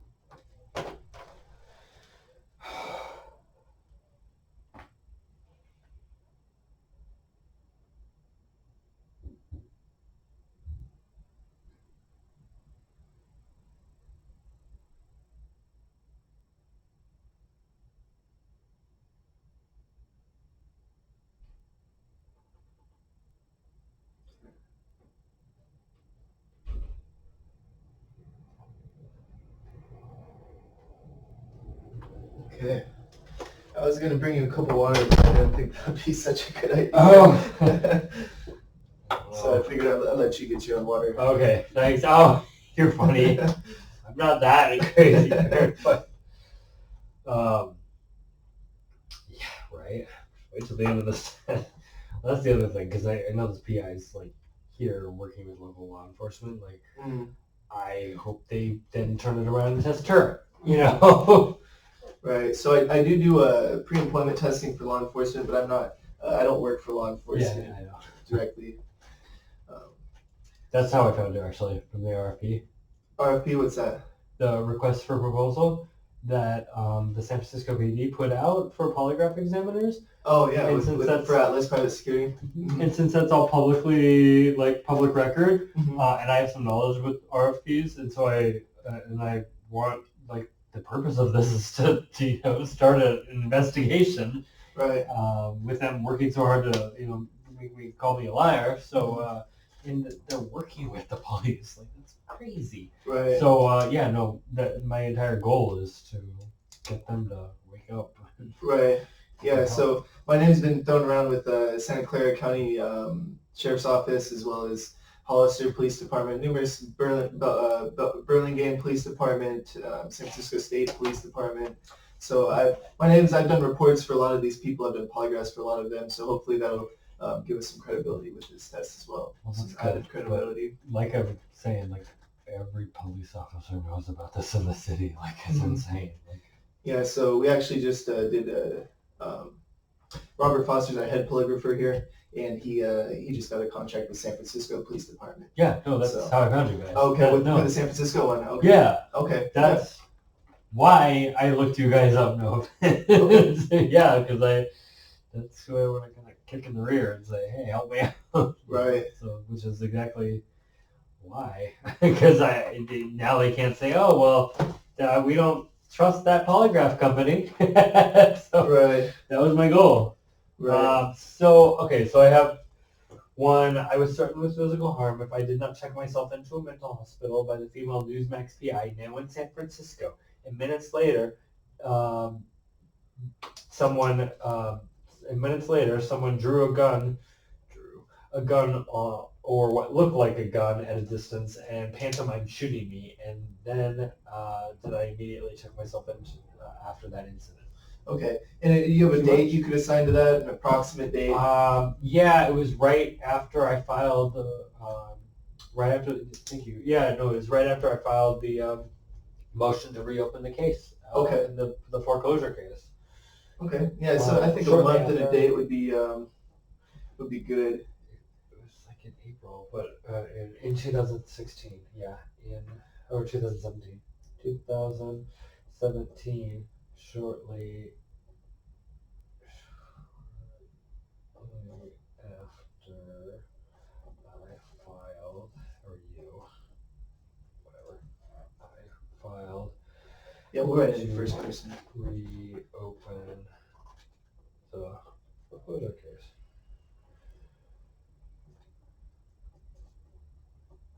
Okay, and then the second one is, have people been hired by my former employer to have me drugged without my prior knowledge in food or drink to the point of intentionally overdosing me, and have I come close to dying from this?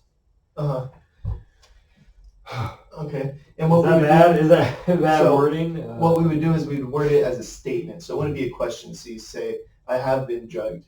And you would word that this thing has happened to you. Oh, okay. And then the only questions that we're going to ask you today is, are you falsifying any information in the statements you provided today? Gotcha. And also, are the statements you provided me today accurate and factual? Yeah. And so that would be a yes answer for the second one, right?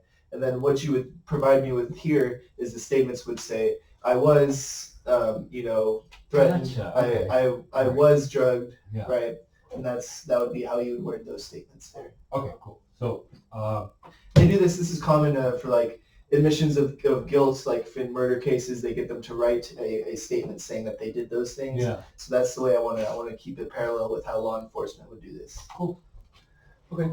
All right. So I can rewrite those that way. Can I have another paper? Funny paper. Yeah. So I started to do that here. I didn't do that there. So Two. I was drugged in food and drink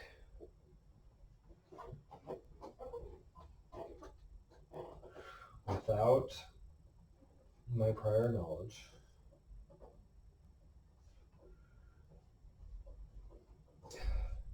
Without my prior knowledge by people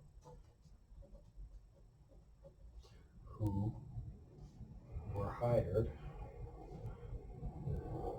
by my former And then I would list the employer's name as well. employer, Newsmax Media, and incentivized to overdose me, Mm-hmm. where I almost died. Wow, I can't believe I'm like. And they actually use that spy phone software to actually contact law firms, not to take my case. So, so that's why I've had to learn. Like, it's insane. I've been like in a freaking mousetrap, like, to overdose me. If you show up with this polygraph report to a lawyer too, they might take my case in a second. Right. Amen. Yeah.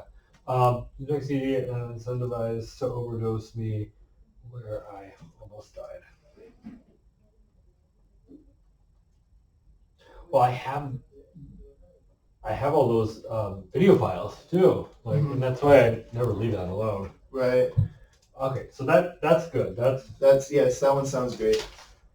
The first one sounded good too. It's in the right form, right? Like, I was threatened with physical harm if I did not check myself into a mental hospital by the female Newsmax PI, now in San Francisco. And minutes later, someone drew a gun, or what looked like a gun at a distance, and pantomimed shooting me. And then I immediately checked myself into the mental hospital as instructed. Mm-hmm.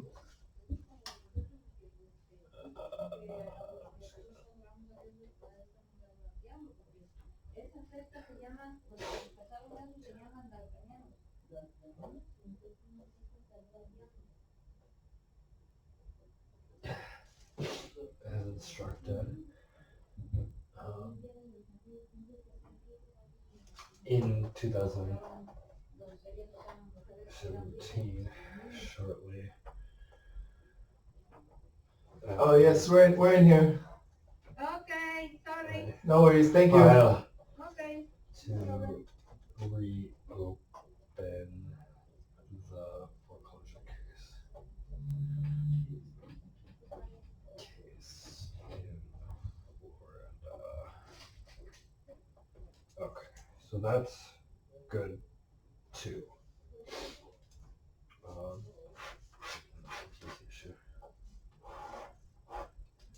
I'm gonna rewrite that one.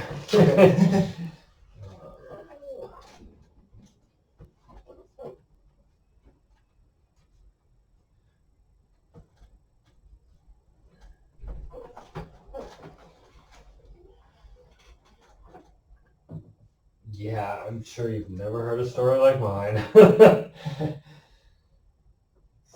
my mother a message here.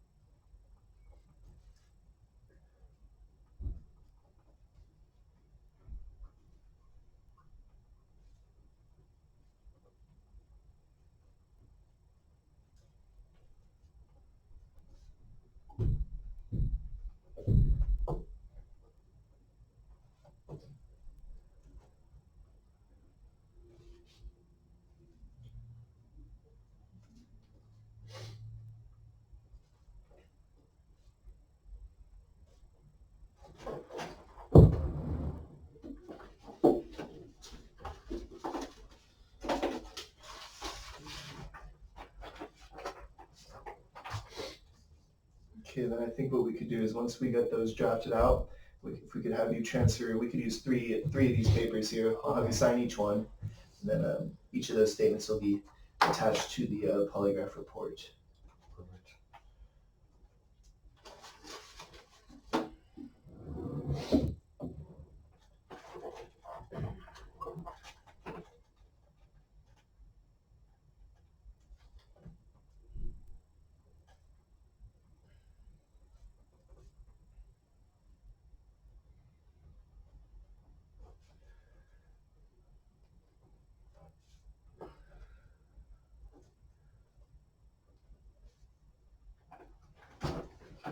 Get some of this equipment prepped.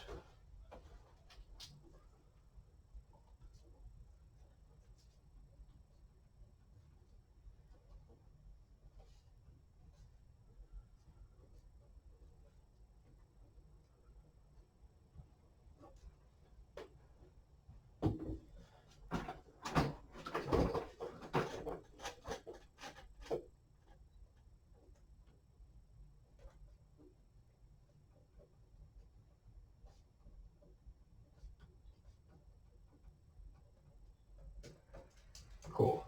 Okay. That's a sloppy mess. And that's two.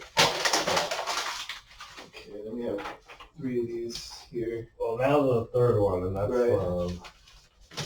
Right. I can't do the shooting brains out thing.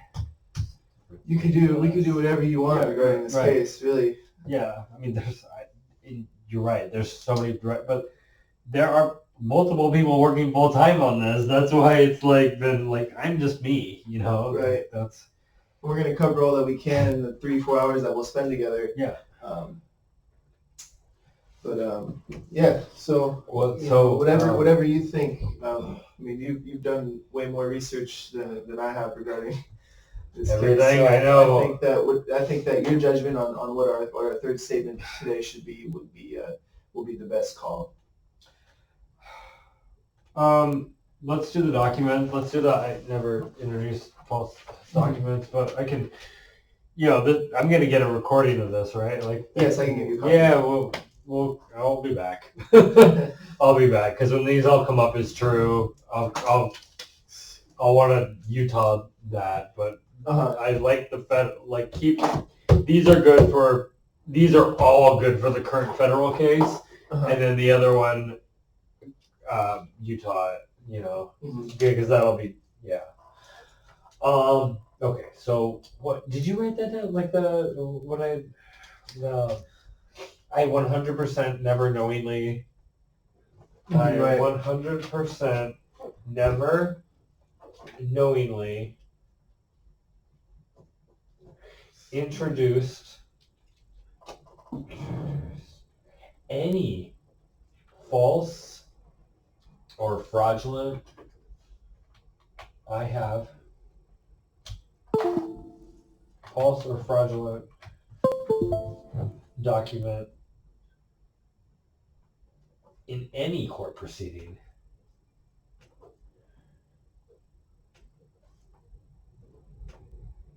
In any court case in my life. That's an easy one. Right. Keep it to that. I mean, that's pretty. Yeah. Let's hear Is that. that too arching? The word I have 100% never knowingly introduced any false or fraudulent document in any court case in my life. There you go. I mean, it's pretty. That's straight to the point. That's concise. Yeah. These ones are a little bit longer, but I think we need that extra information in there for it to really be cohesive. Yes. But I think that covers it there. Yeah, because I think that's been what they've leveraged to manipulate local law enforcement and the library and security guards, so I'll let them steal my cell phone and stuff. So, that'll help them with their investigation. I know the director of all the libraries emailed me back. He's like, sure, we'll do an investigation, but I didn't want him to do an investigation until I could provide him with polygraph results, because I didn't want him to do a half-ass investigation to help them cover up their, Right. I'm going to use the restroom, though. Yes. I'm going to take this with me because I'm crazy. Yeah, not a problem. Okay, I'm gonna get this USB here, and then I'll leave you with a copy of the video before you leave here today as well. Okay. Oh wow. It's cool. gonna take me a while to actually get the report all typed up because there's so much information here. So I'll get it to you within 24 hours. Yeah. But, I just give me that extra time Okay. for that report. All right. Shoot, I really think I lost my keys. No, I mean they're probably in my bag. But... All right.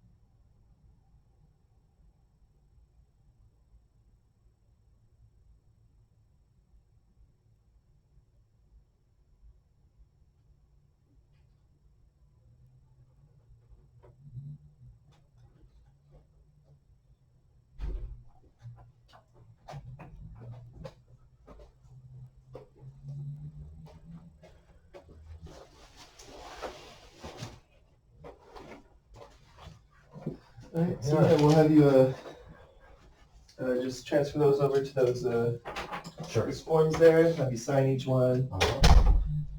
Then I'll give you an overview on how the polygraph works. I'll explain each instrument and what it records. And then we'll set up the rest of our questions that we're going to ask you today. Okay. And then we'll actually go ahead with the testing. And then you just give me a couple minutes. I'll go through, I'll score the charts that we collect. And then we'll talk about your results. Oh, cool. Okay, because you said 24 hours, but I'll actually know tonight. Today, so I'll let you know. So I reserve that for the couples that I do, like marriage infidelity things that I do. I don't want to tell them both when they're here. Right? So they're going to be calling me a liar and all that stuff. So. Okay, cool. Thank you. I appreciate that. With this type of case, I don't think we'll have any issues. Normally when people come to you or come to me like you've done today, they're not going to lie about that, right? No, that's crazy. Like, that's just throwing my money away, you know? Like, right. No. No, but I definitely will be, but like I want to get tested on the, that's insane. Like the you can travel around the country with us and get people arrested for rich people. Mm-hmm. That's insane. Right. That is ridiculous. I can't believe. But that would tell a judge like that is why the Civil RICO Act was invented, like to financially drain a company like that. Right. Just why did I stumble across one doing it for rich people? Like, usually,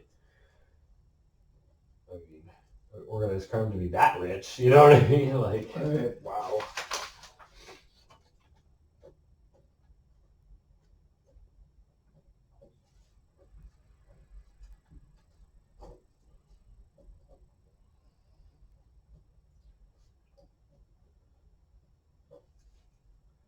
But hopefully with positive results on this, maybe they'll help out after this. Take it more seriously. Yeah, and maybe polygraph me on their own terms, or Right. like on their dime. Hopefully, not my watching this money. And I'll educate you a little bit about what to expect from a polygraph. There's certain rules and regulations that every polygraph examiner has to follow. And if you suspect that they're going to breach any of those rules or regulations, you need to stop the test immediately and leave. Okay. So if they ever ask you a surprise question that they didn't discuss beforehand, you need to stop the test and leave. Yeah. You're also free to go. No one could ever force you to take a polygraph. So if they convince you or coerce you to stay against your will, they can't do that. You're allowed to leave at any time. Those are the two main big things. That's good. And something like this, I wouldn't put it past whoever's behind all this to all the stories I've told you, yeah. To if they're going to the courts, I don't see any reason why they wouldn't go to a polygraph examiner. Uh-huh.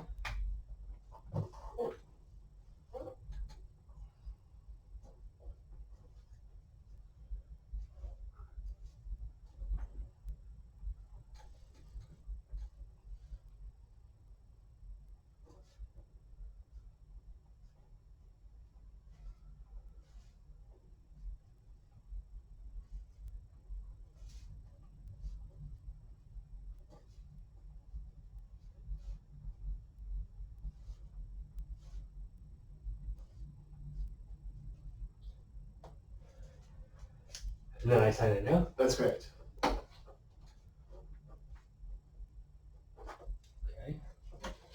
That was an easy one. That was a short one. Hopefully we'll have enough lines for you to fit it all in there. Oh, yeah. Yeah, no, when you saw the 4-page thing, and I was like, hey, Dalton, look what I got. That made your job easy.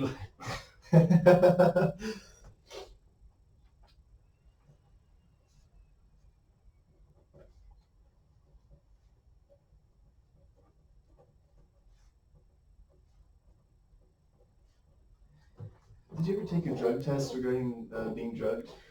Well, okay, so when they tried to get me fired from Uber, they actually used the FlexiSpy to put people in my car that they had hired to then make false claims, like after the ride in the report or whatever. And then they immediately fired me programmatically, saying that so many people said that you were driving on drugs. Mm-hmm. So what I immediately did is I went to the like that minute when I was fired, I went to the police station. And the police station, I said, "Give me a sobriety test," and they were like, "We don't do that. That's not our job. Like, if you're breaking the law, our job is to enforce the law. Yeah, we if you were swerving or whatever, yeah, we pull you over and we do that. But that's not." I said, "Fine, I'll just do it in the parking lot."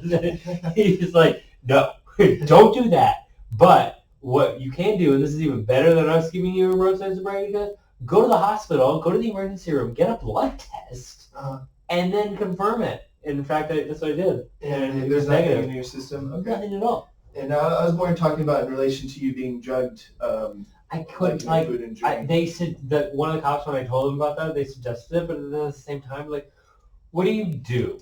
Like, you go to, like, who goes to an emergency room to confirm that they've been drugged? You know what I mean? Like, Right.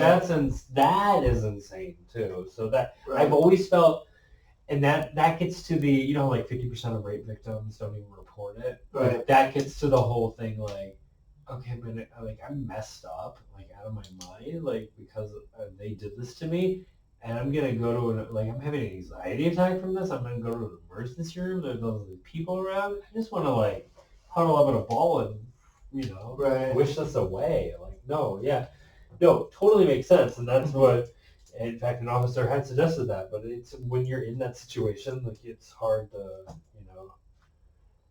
I definitely don't want to go to an emergency. Like, who would lie about, and I looked it too, though. Like I said, they drugged me and dumped me in the street. Like, I looked it. That was their goal. Right. Without my prior knowledge, by people who were hired by my former employer.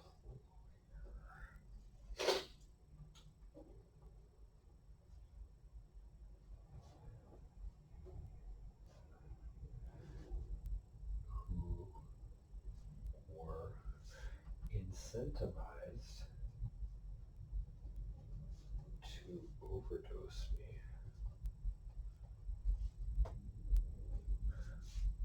where I almost died. That is too much to relive. All right.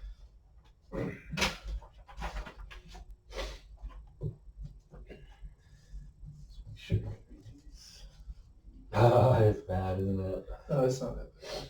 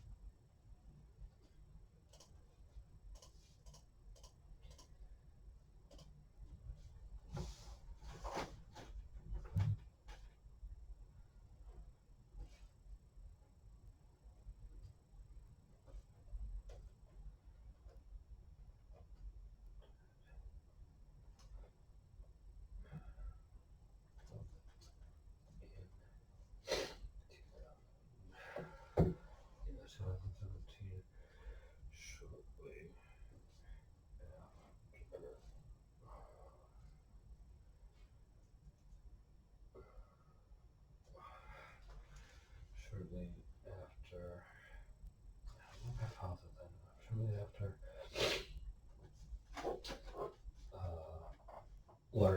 Shortly after learning, my foreclosure case was still active.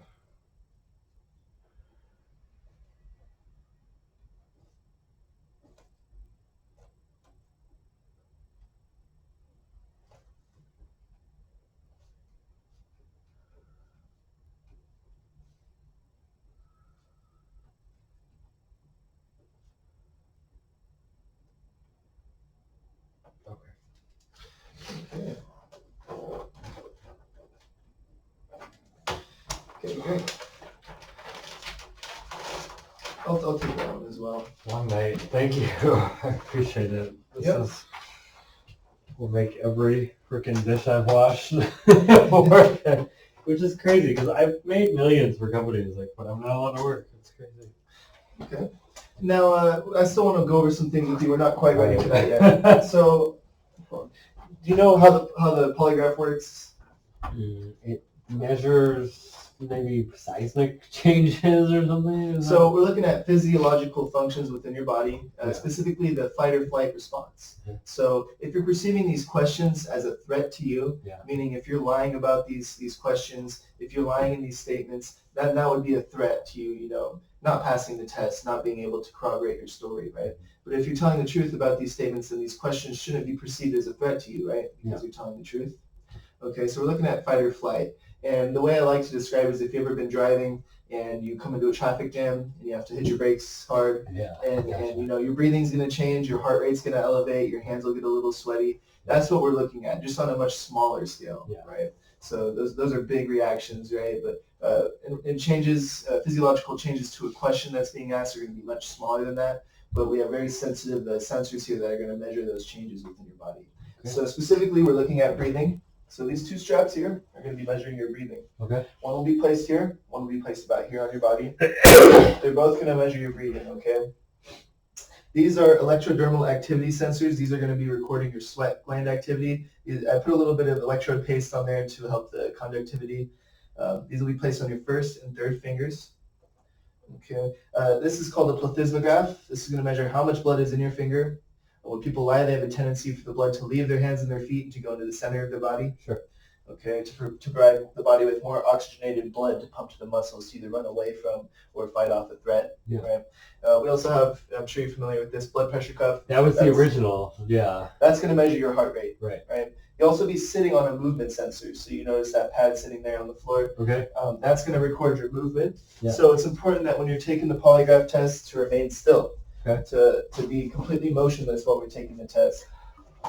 Oh, I get why. Because I heard that's a way people game the system or whatever. Right. Punching the anal sphincter muscle will raise your blood pressure and stimulate your sweat glands. So if you can do that undetected, then you'd be effectively able to beat the polygraph. But that's what that's. With the implementation of the movement sensor, we don't score any areas on the test that have movement on them. That's awesome. That's great that's there. Can I throw this with them? Oh yeah. Sorry. I was there. No, I just want to get that out of the way yeah. there. No, that's great. Okay. Now, the way we're going to run the test today, we have two tests that we're going to do. Okay. The first test is called an acquaintance test. This is a basic numbers test. What we're going to do is I'm going to have you write the number 3 on this Post-it note there. Okay. Okay, so the way this test works is I'm going to ask you, regarding the number you wrote, is it the number 1? No.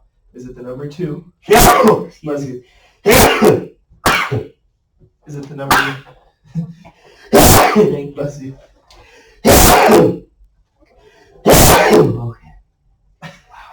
Okay. I hope I don't do that when you're... Yeah, so that'll definitely ruin our test there. Yeah. Okay.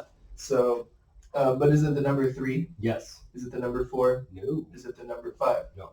Okay, so when we get to the number 3, I'm actually going to have you lie to me on the number 3. Okay. This does a couple of things. It allows you to get used to sitting in the polygraph chair, answering these questions yes or no, the polygraph process, right? Getting used to having the sensors collect the data from you. It also allows my sensors to calibrate to your body. Everyone's a little bit different shapes and sizes, so it allows my instruments to adjust to your body size and shape. It also allows me to see what it looks like when you lie to me, right? Yeah. Because you're going to be lying to me on the number 3. Cool.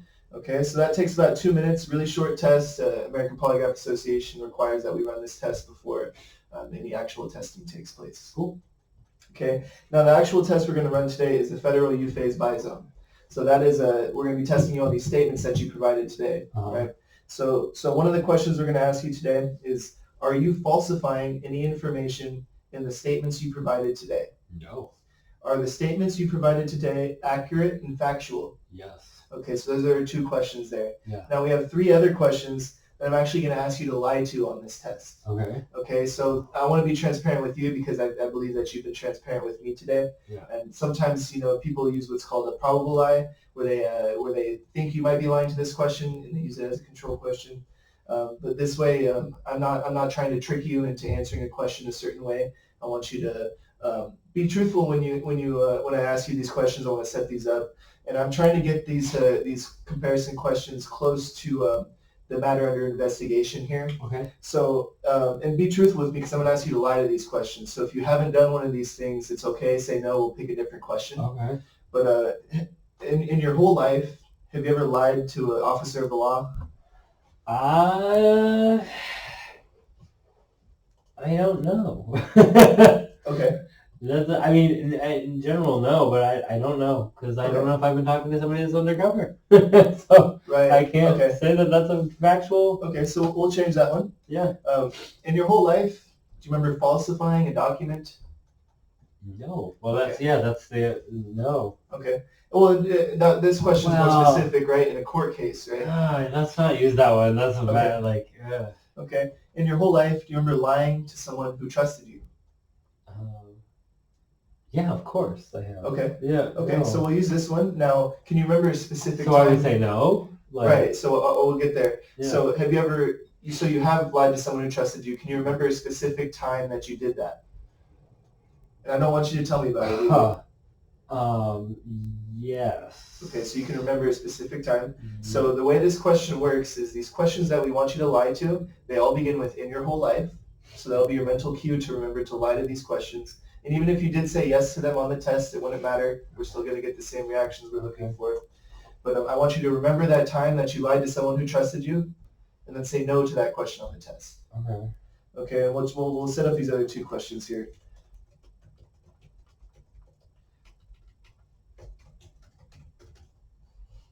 You ever lose your temper before? I'm not that kind of person actually. Okay, yeah, not a problem. Have you ever lied to stay out of trouble? Yeah.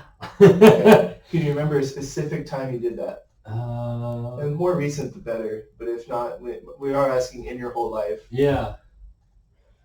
So we want these things to kind of be fresh in your mind. That way you can, relive those scenarios. Uh-huh. Why? No. Oh, excuse me. Oh.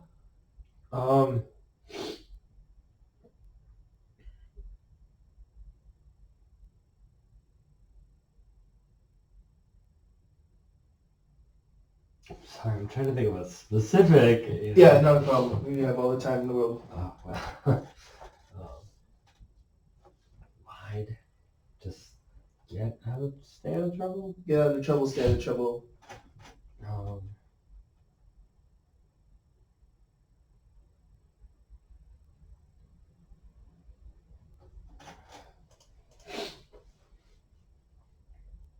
about this one? Have you ever done something that you're ashamed of? Yes. Okay, can you remember a specific time you did one of these things? Yeah. Okay. In my whole life, have I done anything that I'm ashamed of? No.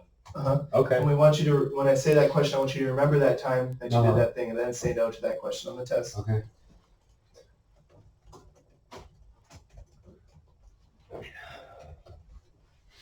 Okay, then we'll set up this last one here. You ever broken a law and not got caught? Yes. Okay. And so why don't we ask you that one? Okay, I think that's a good one. Have you ever, can you remember a specific time you did that? Once again, I don't want you to tell me. Yeah. Okay, so you can So I remember a say no. specific time. Okay. Right, so that question will be in your whole life. Yeah. Remember, that's the cue to remember to lie to those questions. And Right. once again, if you did say yes to it, don't change your answer. Yeah. Don't say yes, no, right? Just let it be, wear it, I like to say. And then I'm sure you'll remember for the next time. But if not, it's not a big deal because we'll get the similar reactions either way. Just for the sake of the test, we want you to say no to those questions. We call that a directed lie, right? Okay. I'm asking you to lie to these questions. Okay. Okay, so this question, once again, in your whole life, do you remember breaking a law and not getting caught? I want you to remember a time you did that. No. Say no to that question on the Yeah. test. Okay. Got it. Also, in your whole life, do you remember doing something you are ashamed of? I want you to remember a time you did that. Say no to that question on the test. Okay. Okay, and also in your whole life, do you remember lying to someone who trusted you? Okay, and I want you to remember a time you did that. Say no to that question on the test. Okay. Got them all. Okay, now there's some other questions that we're going to ask you today. Like, are you now in the state of California? Yes. Okay, are the lights on in this room? Yes. Are you now sitting down? And you'll be sitting in the chair, obviously. Yes. Okay. Okay. Now, we're also going to ask you, regarding whether or not you falsified information in the statements you provided, do you intend to answer each question truthfully? Yes. Right. That's Right. yes. That's Okay. kind of a tongue twister, but yeah. Right, and that's just to introduce falsifying information in the statements, right? So I could explain to you why we asked that question later. But once again, that question will be regarding whether or not you falsified information in the statements you provided. Uh-huh. Do you intend to answer each question truthfully? Yes. Okay. Yeah. Got it. It's a meta question. Right. And then, do you believe I will only ask you the questions we reviewed? Yes. And is there something else you are afraid I will ask you a question about? No. Okay. So that's our whole test there. Cool. Now we'll do this a minimum of 3 times. Oh. After we do this test 3 times, each time we do it, the order of the questions will be switched around a little bit. Okay. Each time we do that, after 3 times, I will look at the data we have and see if we have enough data to make a decision as to deception or no deception. Okay. And if there is not enough information yet, that would still be in that gray area or that inconclusive area where we need to run it more, then we'll do it a maximum of 5 times. Yeah. Okay. That's cool. What do they call this one? This test federal U-phase by zone. Cool. And do you have any questions about anything? No. I'm just here for the ride now. It's your show now. Right. I talked long enough. Okay. Yeah, so once again, as long as you're not lying in any of these statements today, there should be no reason why you're looking at these questions as a threat, right? So we shouldn't be seeing any reactions for these questions. Right. Okay. And just to lock you in, did you falsify any information on any of these statements you provided? No, actually. Okay. Are you telling the truth in these statements that you provided me with today? Yes. 100%. Okay. All right, great. So I think we're all set here and ready to go. Do you want to use the restroom again before we get started? No. Okay. So at this point, I'll have you take a seat in the chair here. Okay. So these 2 straps I'm about to place around you, these are both going to record your breathing. So I'll place these under both your arms there.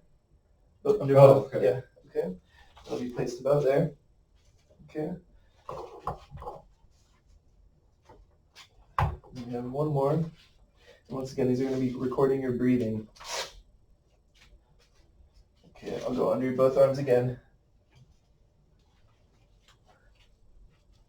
Okay, you can relax and lean back now. Are those too tight? Anything too tight there? Snug, but Okay. no, that's good. Now, this is going to record your sweat activity, so I'll place these on your first and third fingers here.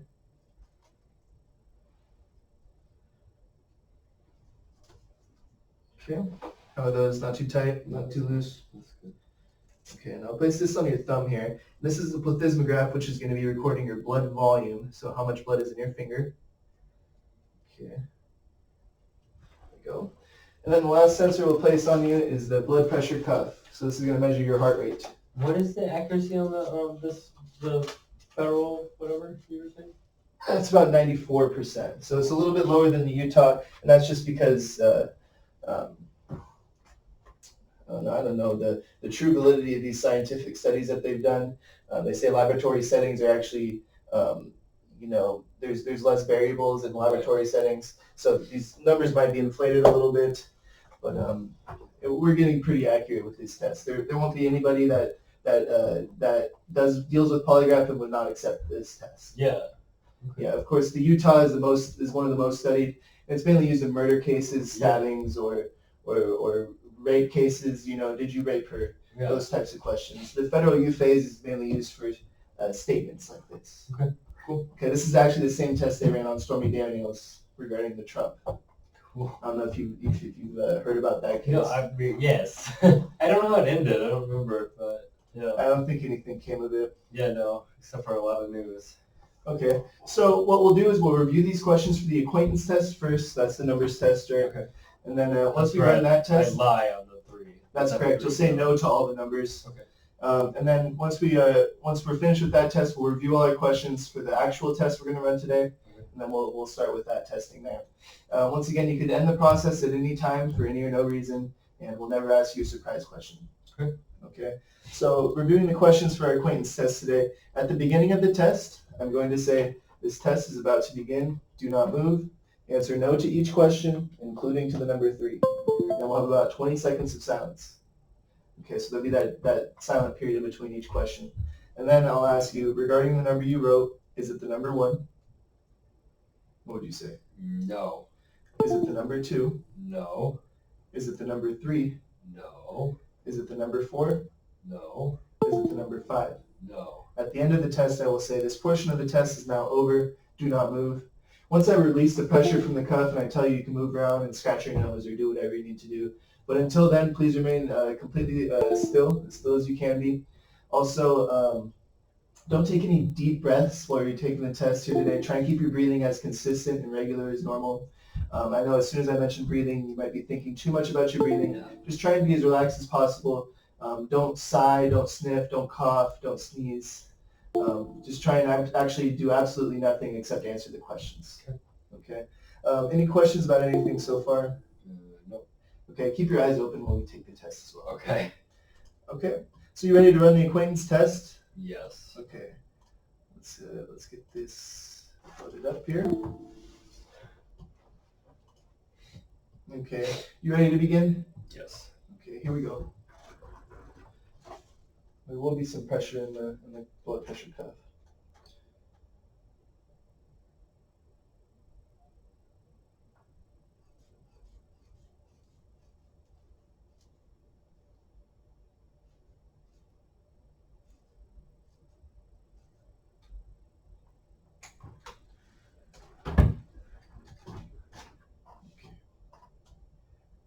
The test is about to begin. Do not move. Answer no to each question, including to the number 3.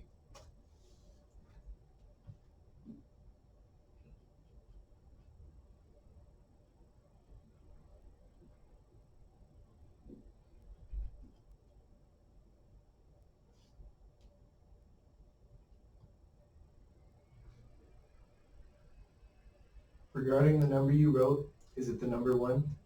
No. Keep your head facing forward for me. Thank you.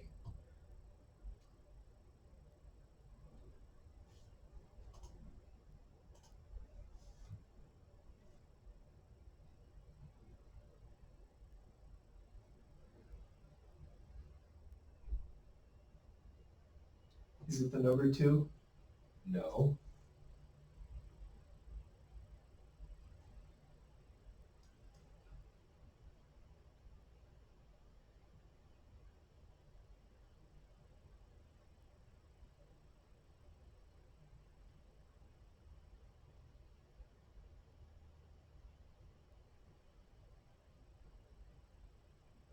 Is it the number 3? No.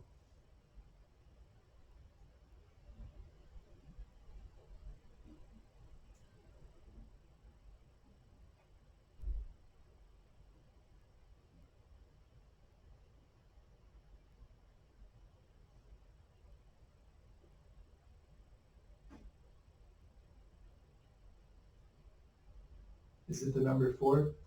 No.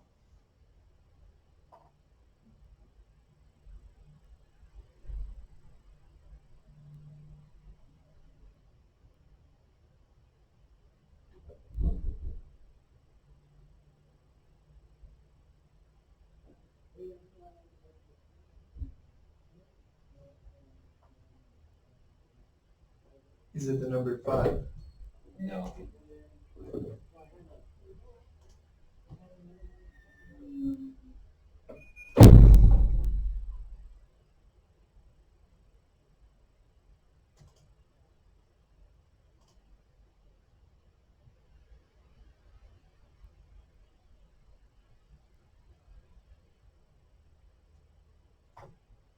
This portion of the test is now over. Do not move.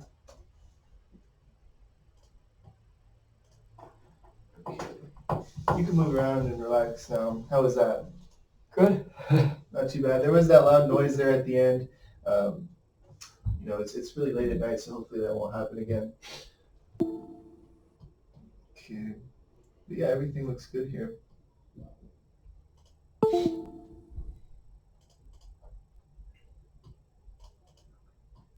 Okay. Let's review our questions for the next test here.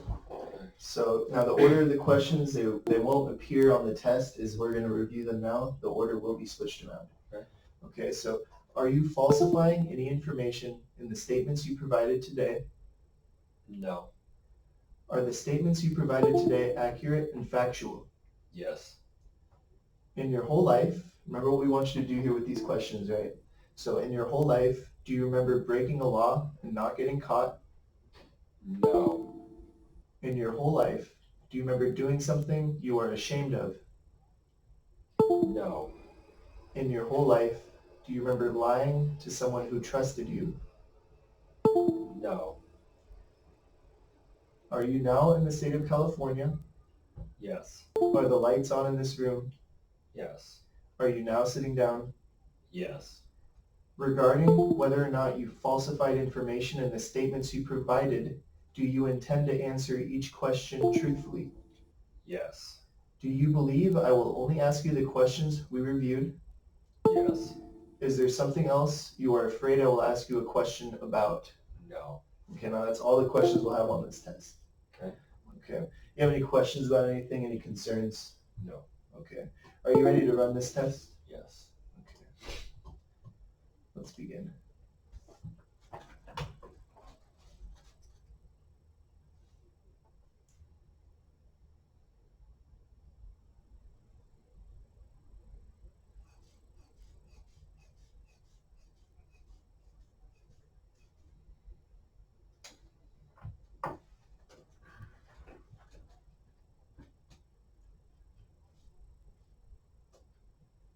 This test is about to begin.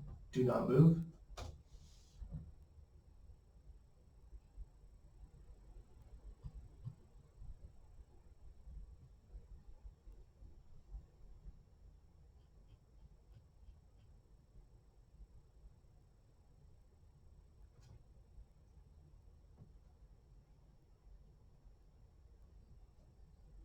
Are you now in the state of California? Yes.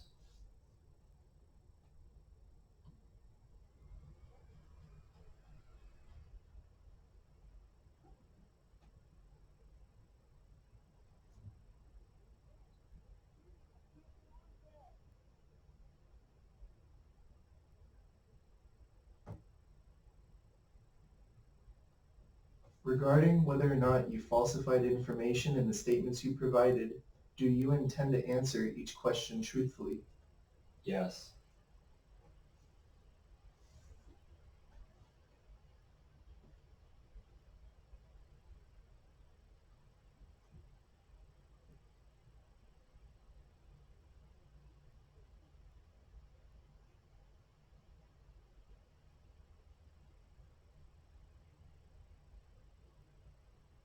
Do you believe I will only ask you the questions we reviewed? Yes.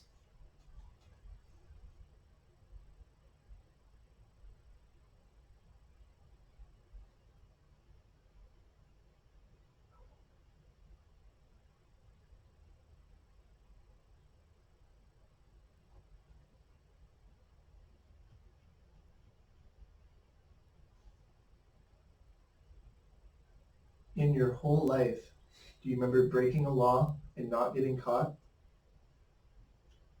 No.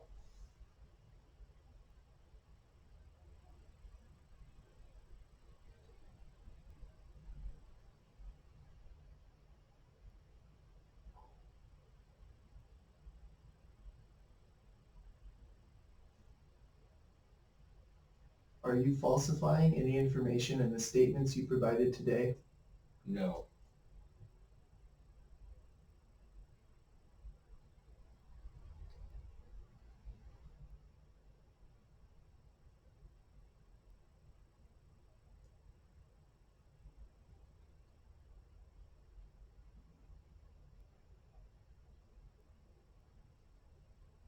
In your whole life, do you remember doing something you are ashamed of? No.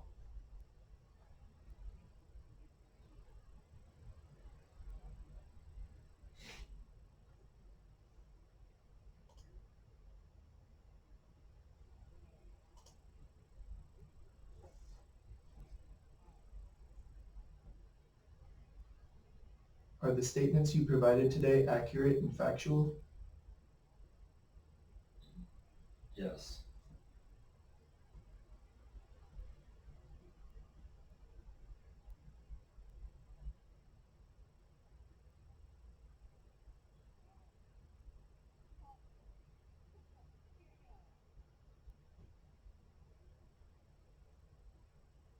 In your whole life, do you remember lying to someone who trusted you?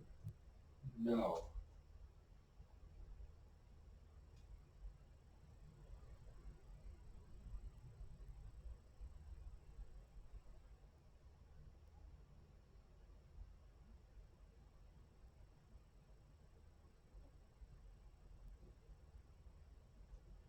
Is there something else you are afraid I will ask you a question about? No.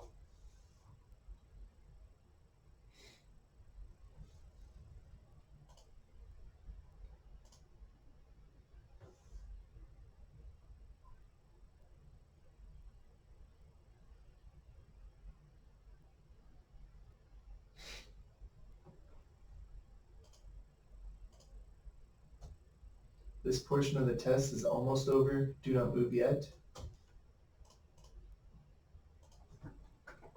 Okay. You can relax now and move around. Now, there's a number of times where you sniffed on the test. We need to try and avoid that if you can.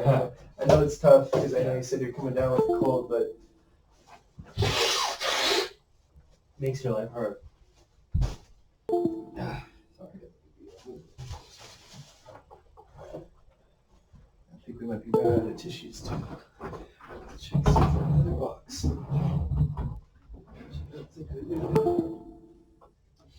Yep, that's our last Okay. tissue box All there. right. Well, then I just won't be second. Okay.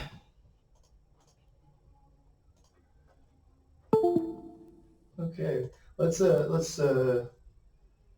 So this next time that we run the test, the order of the questions will be moved around a little bit, but mostly in the same order. It's just those questions we're asking you to lie to and the questions about the statements. Okay. Those will be moved around a little bit. Same exact test as the test before, just a slight ordering change. Okay.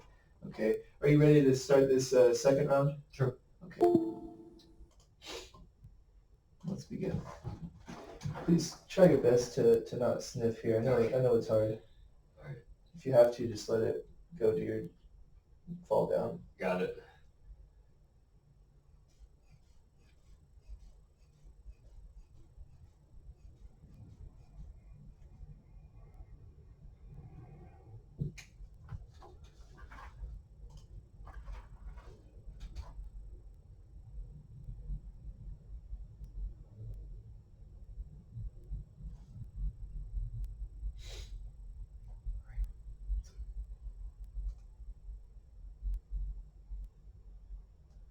This test is about to begin. Do not move.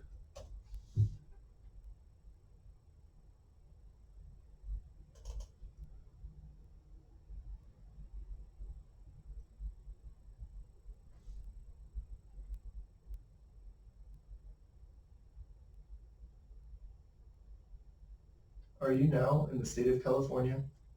Yes.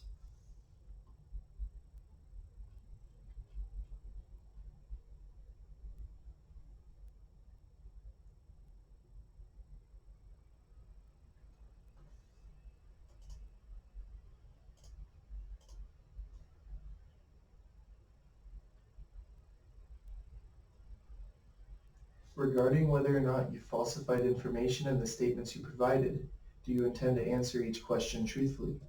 Yes.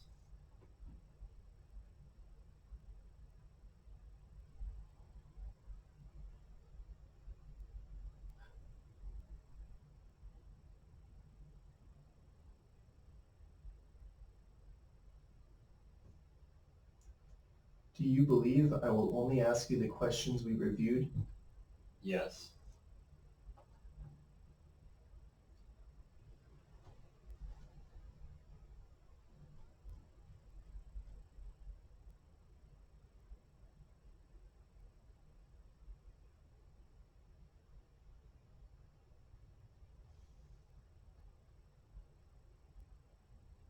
In your whole life, Do you remember lying to someone who trusted you?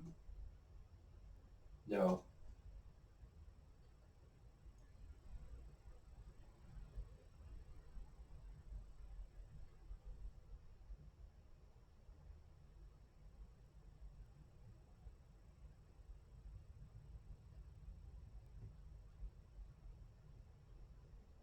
Are you falsifying any information in the statements you provided today? No.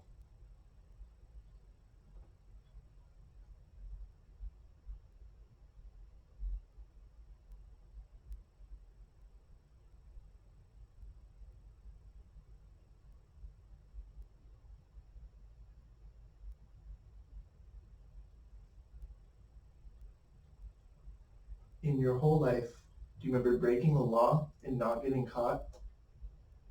No.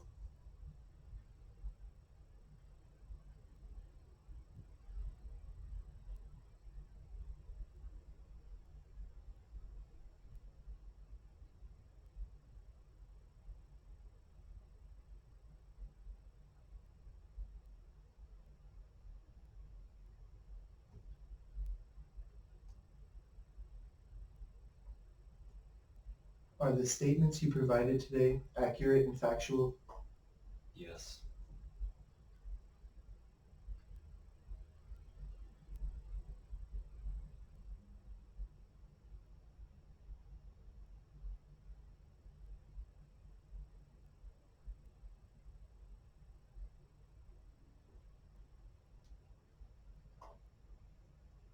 In your whole life, do you remember doing something you are ashamed of? No.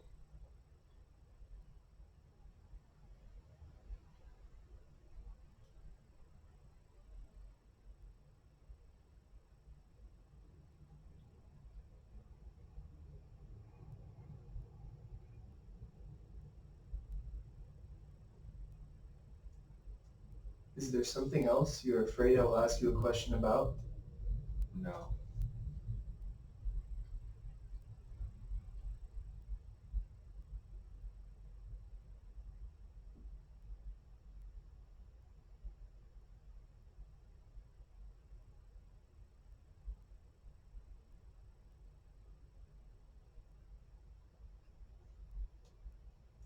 This portion of the test is almost over. Do not move yet.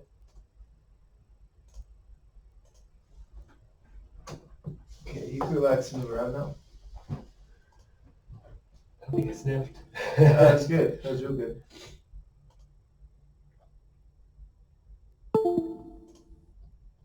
Quick look here. Oh, no, you're right.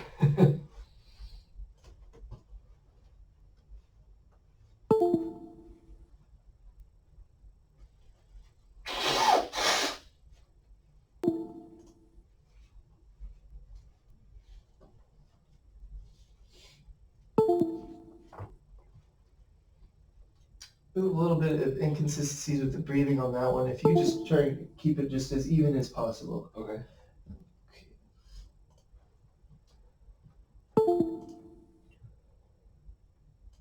Okay, so we're in our third sequence here. You want a minute to take a break, or are you ready to go? No, I'm good. Okay, let's begin With my here. nose.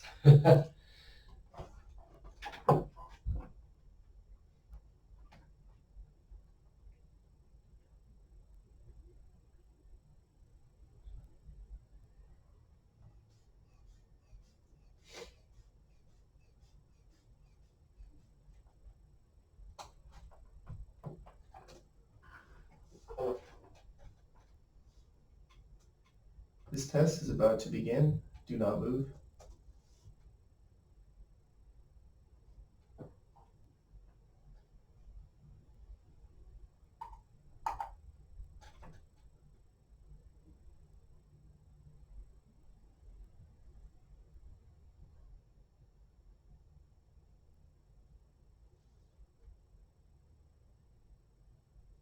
Are you now in the state of California? Yes.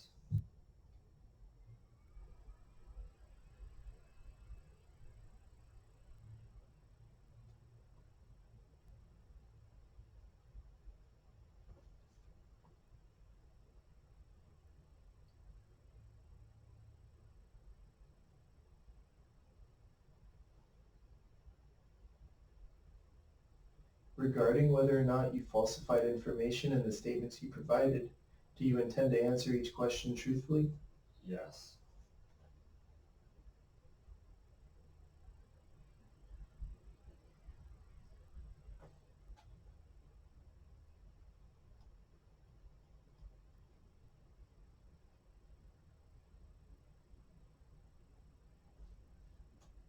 Do you believe I will only ask you the questions we reviewed? Yes.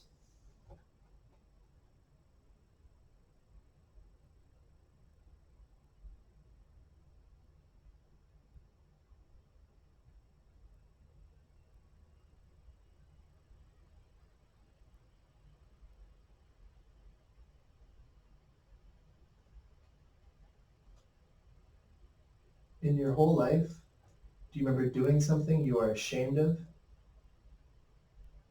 No.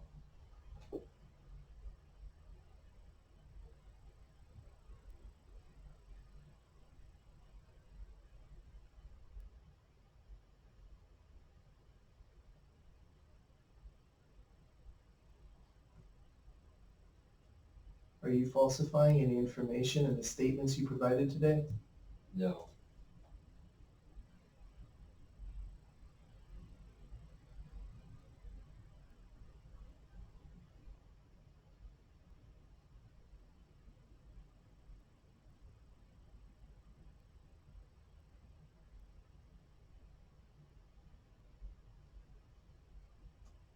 In your whole life, do you remember lying to someone who trusted you?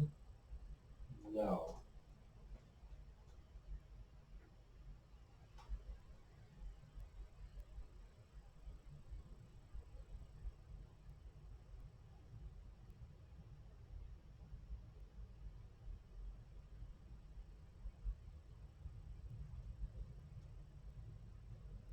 Are the statements you provided today accurate and factual?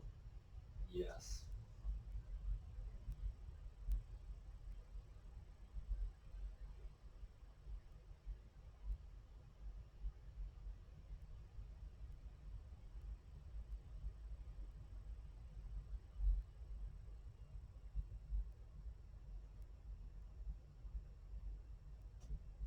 In your whole life, do you remember breaking a law and not getting caught? No.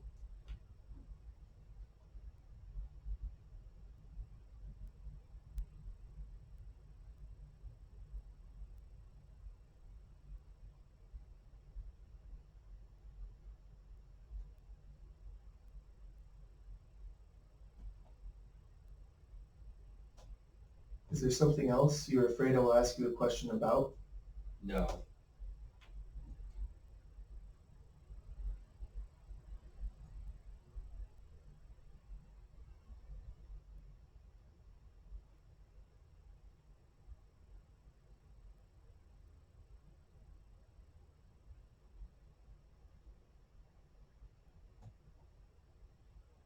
This portion of the test is almost over. Do not move yet.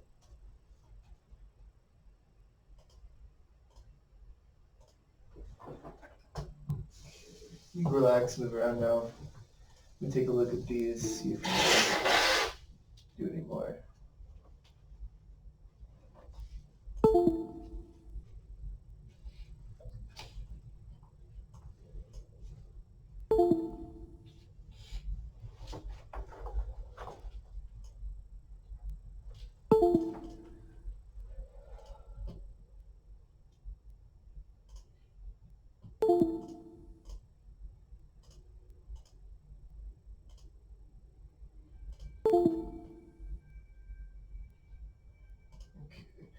Yeah, we should try this one more time. I think we should be good after one more. Okay.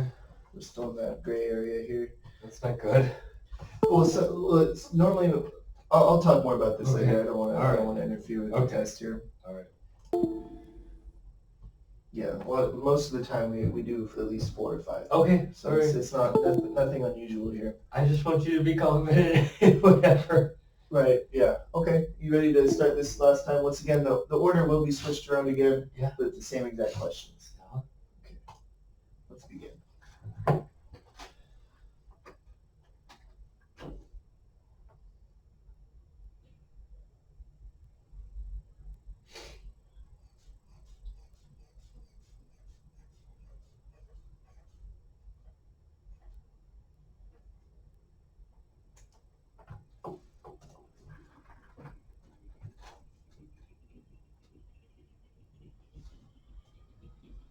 This test is about to begin. Do not move.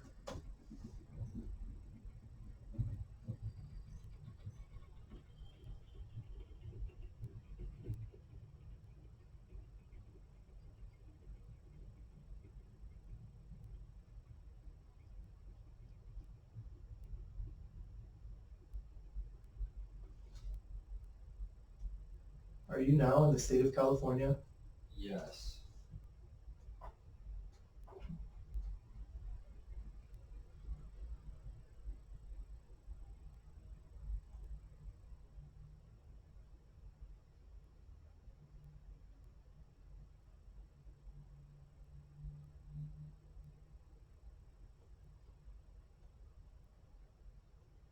Regarding whether or not you falsified information in the statements you provided, do you intend to answer each question truthfully? Yes.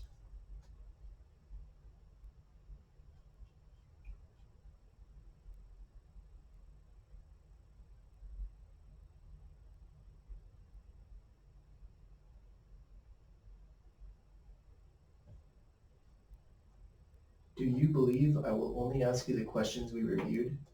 Yes.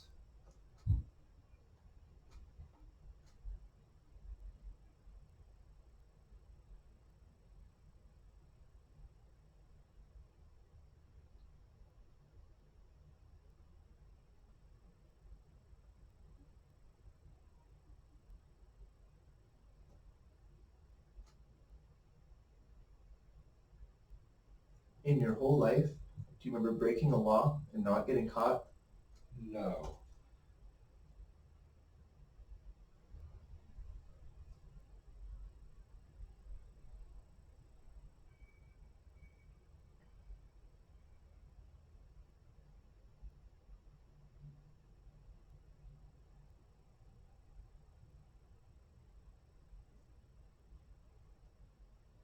Are you falsifying any information in the statements you provided today? No.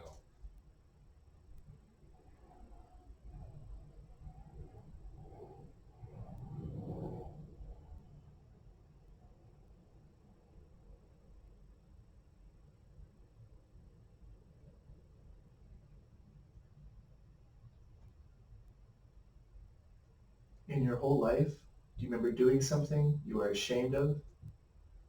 No.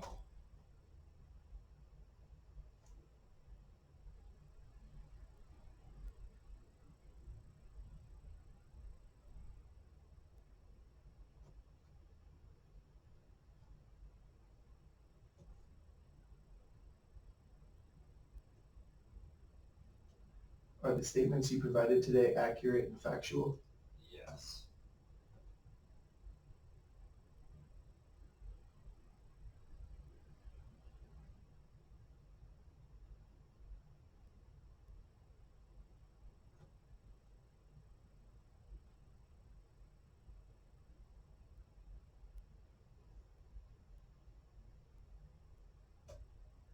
In your whole life, do you remember lying to someone who trusted you? No.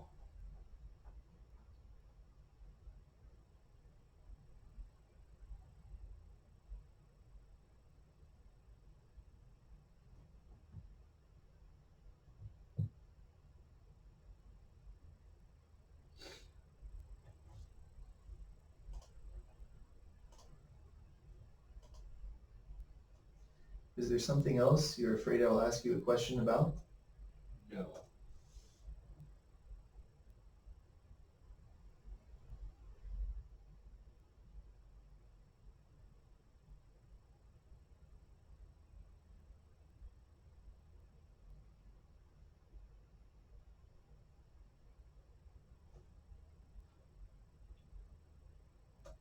This portion of the test is almost over. Do not move yet.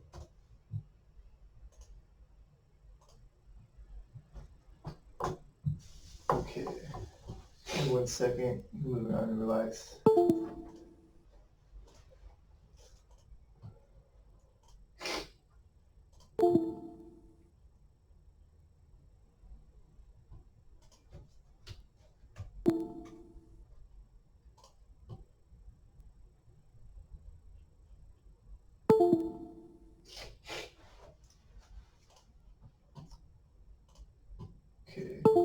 We're going to do this one last time. Okay.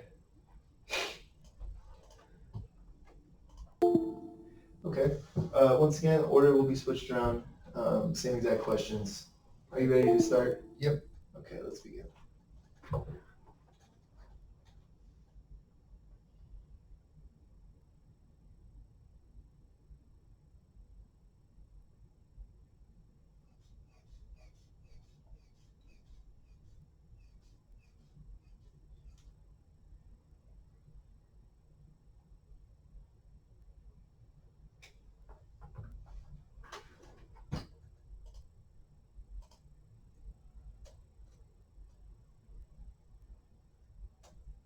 This test is about to begin. Do not move.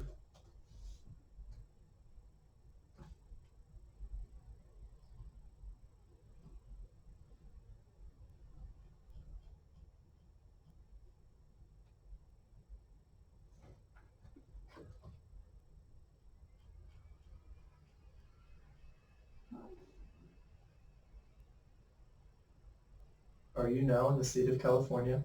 Yes.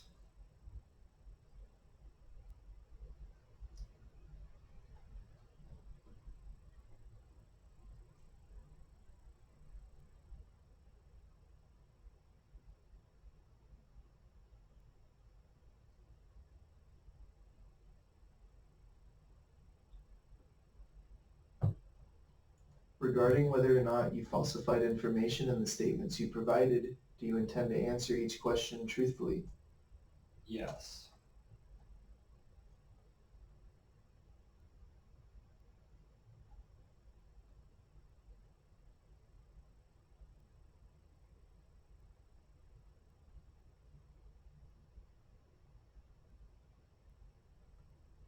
Do you believe I will only ask you the questions we reviewed? Yes.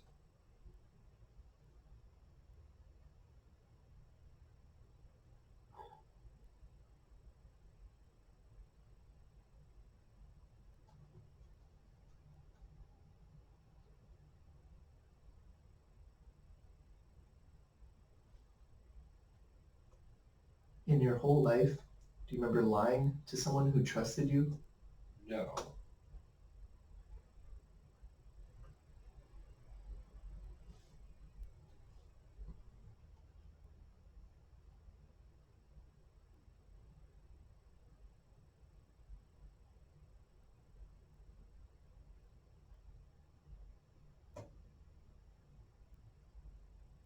Are you falsifying any information in the statements you provided today?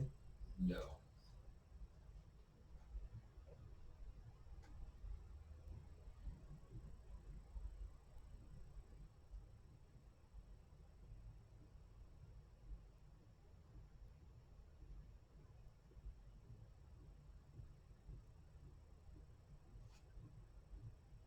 In your whole life, do you remember breaking a law and not getting caught? No.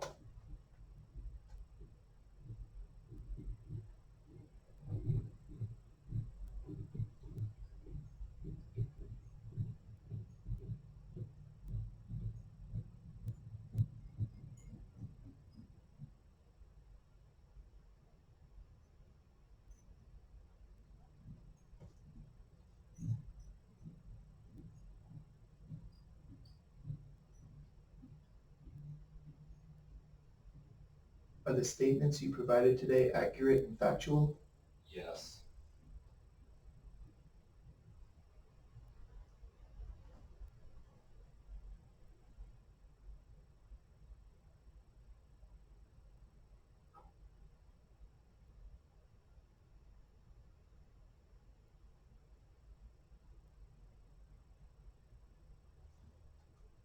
In your whole life, do you remember doing something you are ashamed of? No.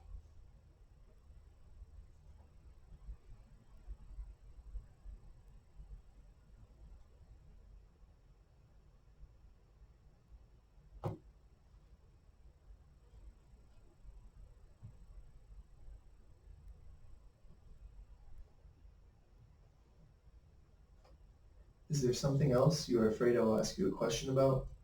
No.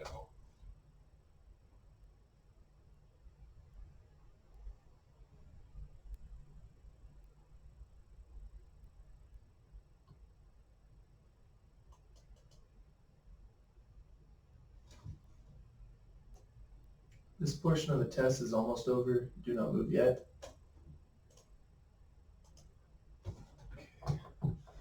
I think you have this equipment here. You can lean forward for me. So what I'll do now is I'll go ahead and hand score these. We're on the restroom. Yeah, so I'll have you actually wait in the lobby while I Okay. while I go through these, and then I'll come get you in a few minutes now. Feel free to take anything you want out of here. Okay.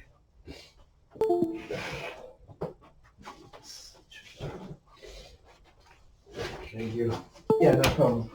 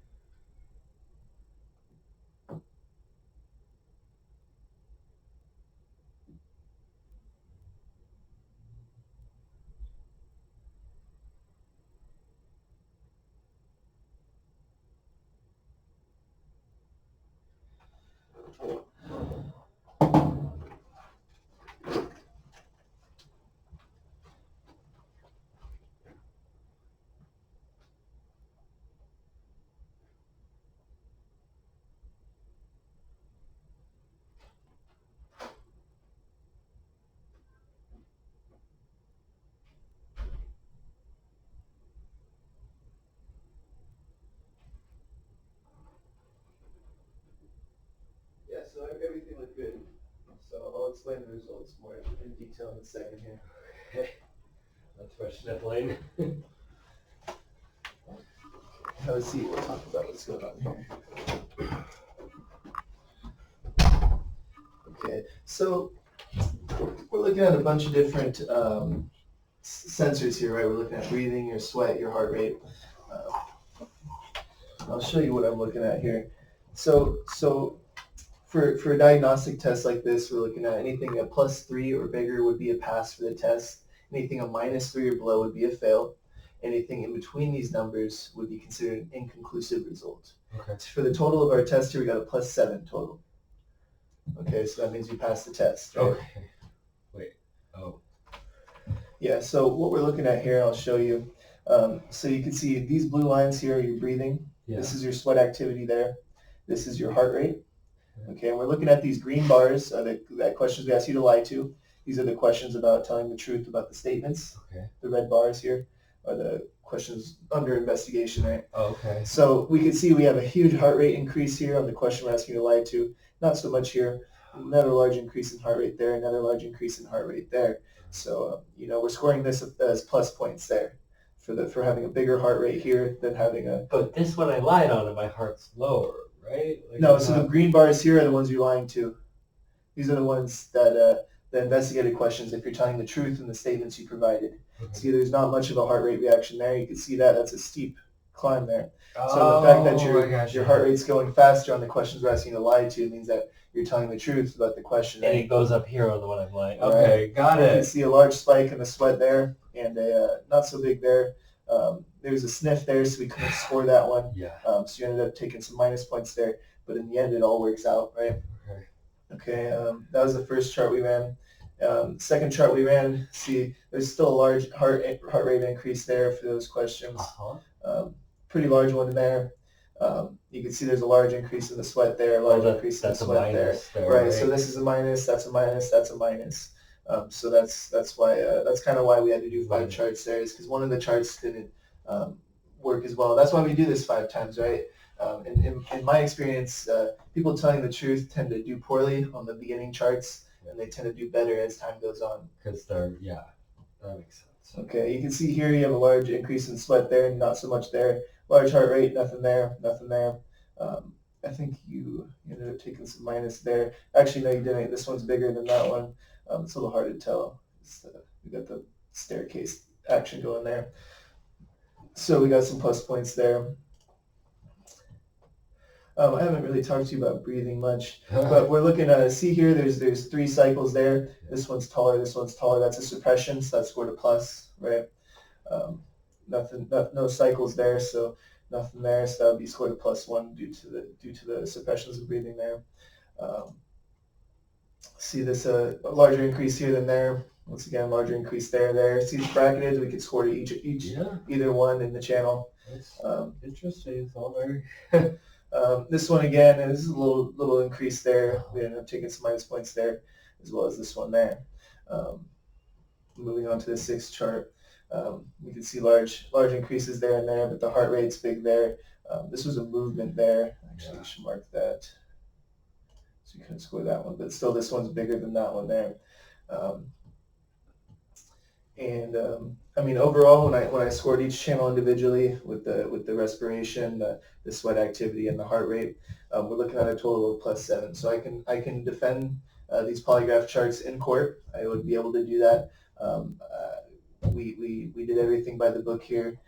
We have a positive test. I could give my professional opinion that you are telling the truth about these statements here. Wish I wasn't. Yeah. Right. Thank you. Okay. Now, of course, I said this is going to take me a little bit to type up the report. There's a lot of information that I got here.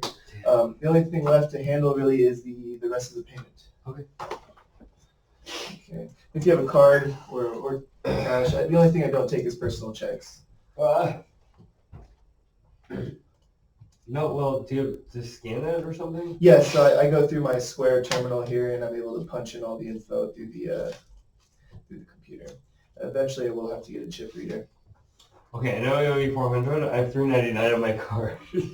Oh, okay. So I'll charge you $399. Yeah. Okay. I checked it. I was waiting for my next paycheck to clear, but I'm sure after the story I just told you, Actually, it'll be $299 because you already paid the $100 deposit. Oh, great! Actually, $300 total. Sorry. Okay. Let me just check my. But yeah, no, I thought it was okay.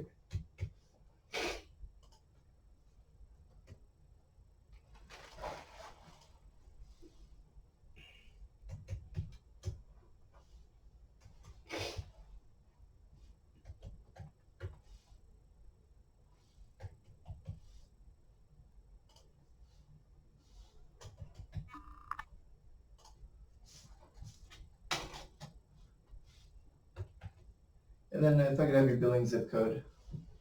Oh, that's a good one. I don't even know it offhand. It's Can you Google? Would you mind? Like, it's still booting up. 405 Diamond Road, Salem, Virginia. Oh, it's in Salem. Is that where the Salem witch trials? No. Oh, okay, different Salem. Yeah. So that's 24153. Yes. That's Okay. no, which is right next to Roanoke, which is not the Roanoke of the Lost Colonies. Oh. Also. Okay, I'll wait for you to make sure that we got everything squared away there before I charge it.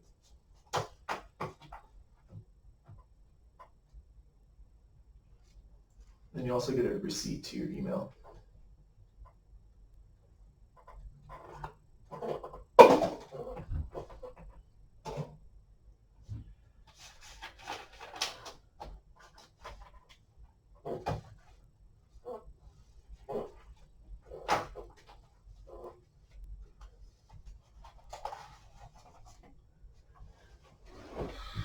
And not good service in here either.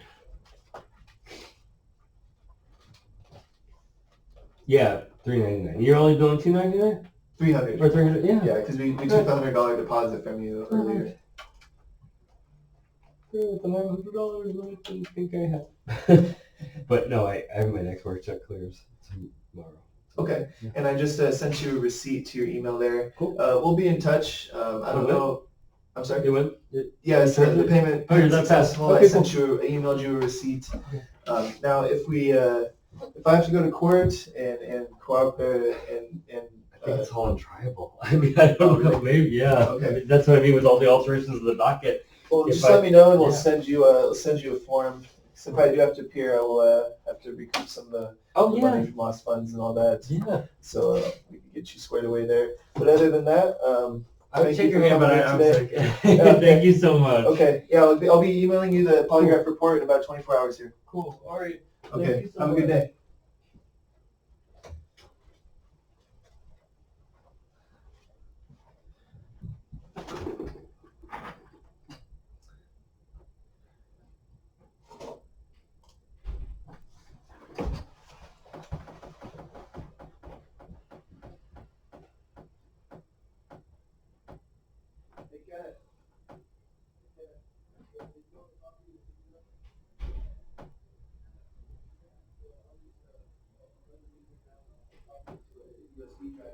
Oh, and then you can. I have a USB on me. Oh, you do? Stuff in there. Okay, it'll be about 3 or 4 gigabytes. Yeah. But I do have one that I have cleared, so Cool. If yours doesn't have enough, then we can do that for you. Yeah, because that would be way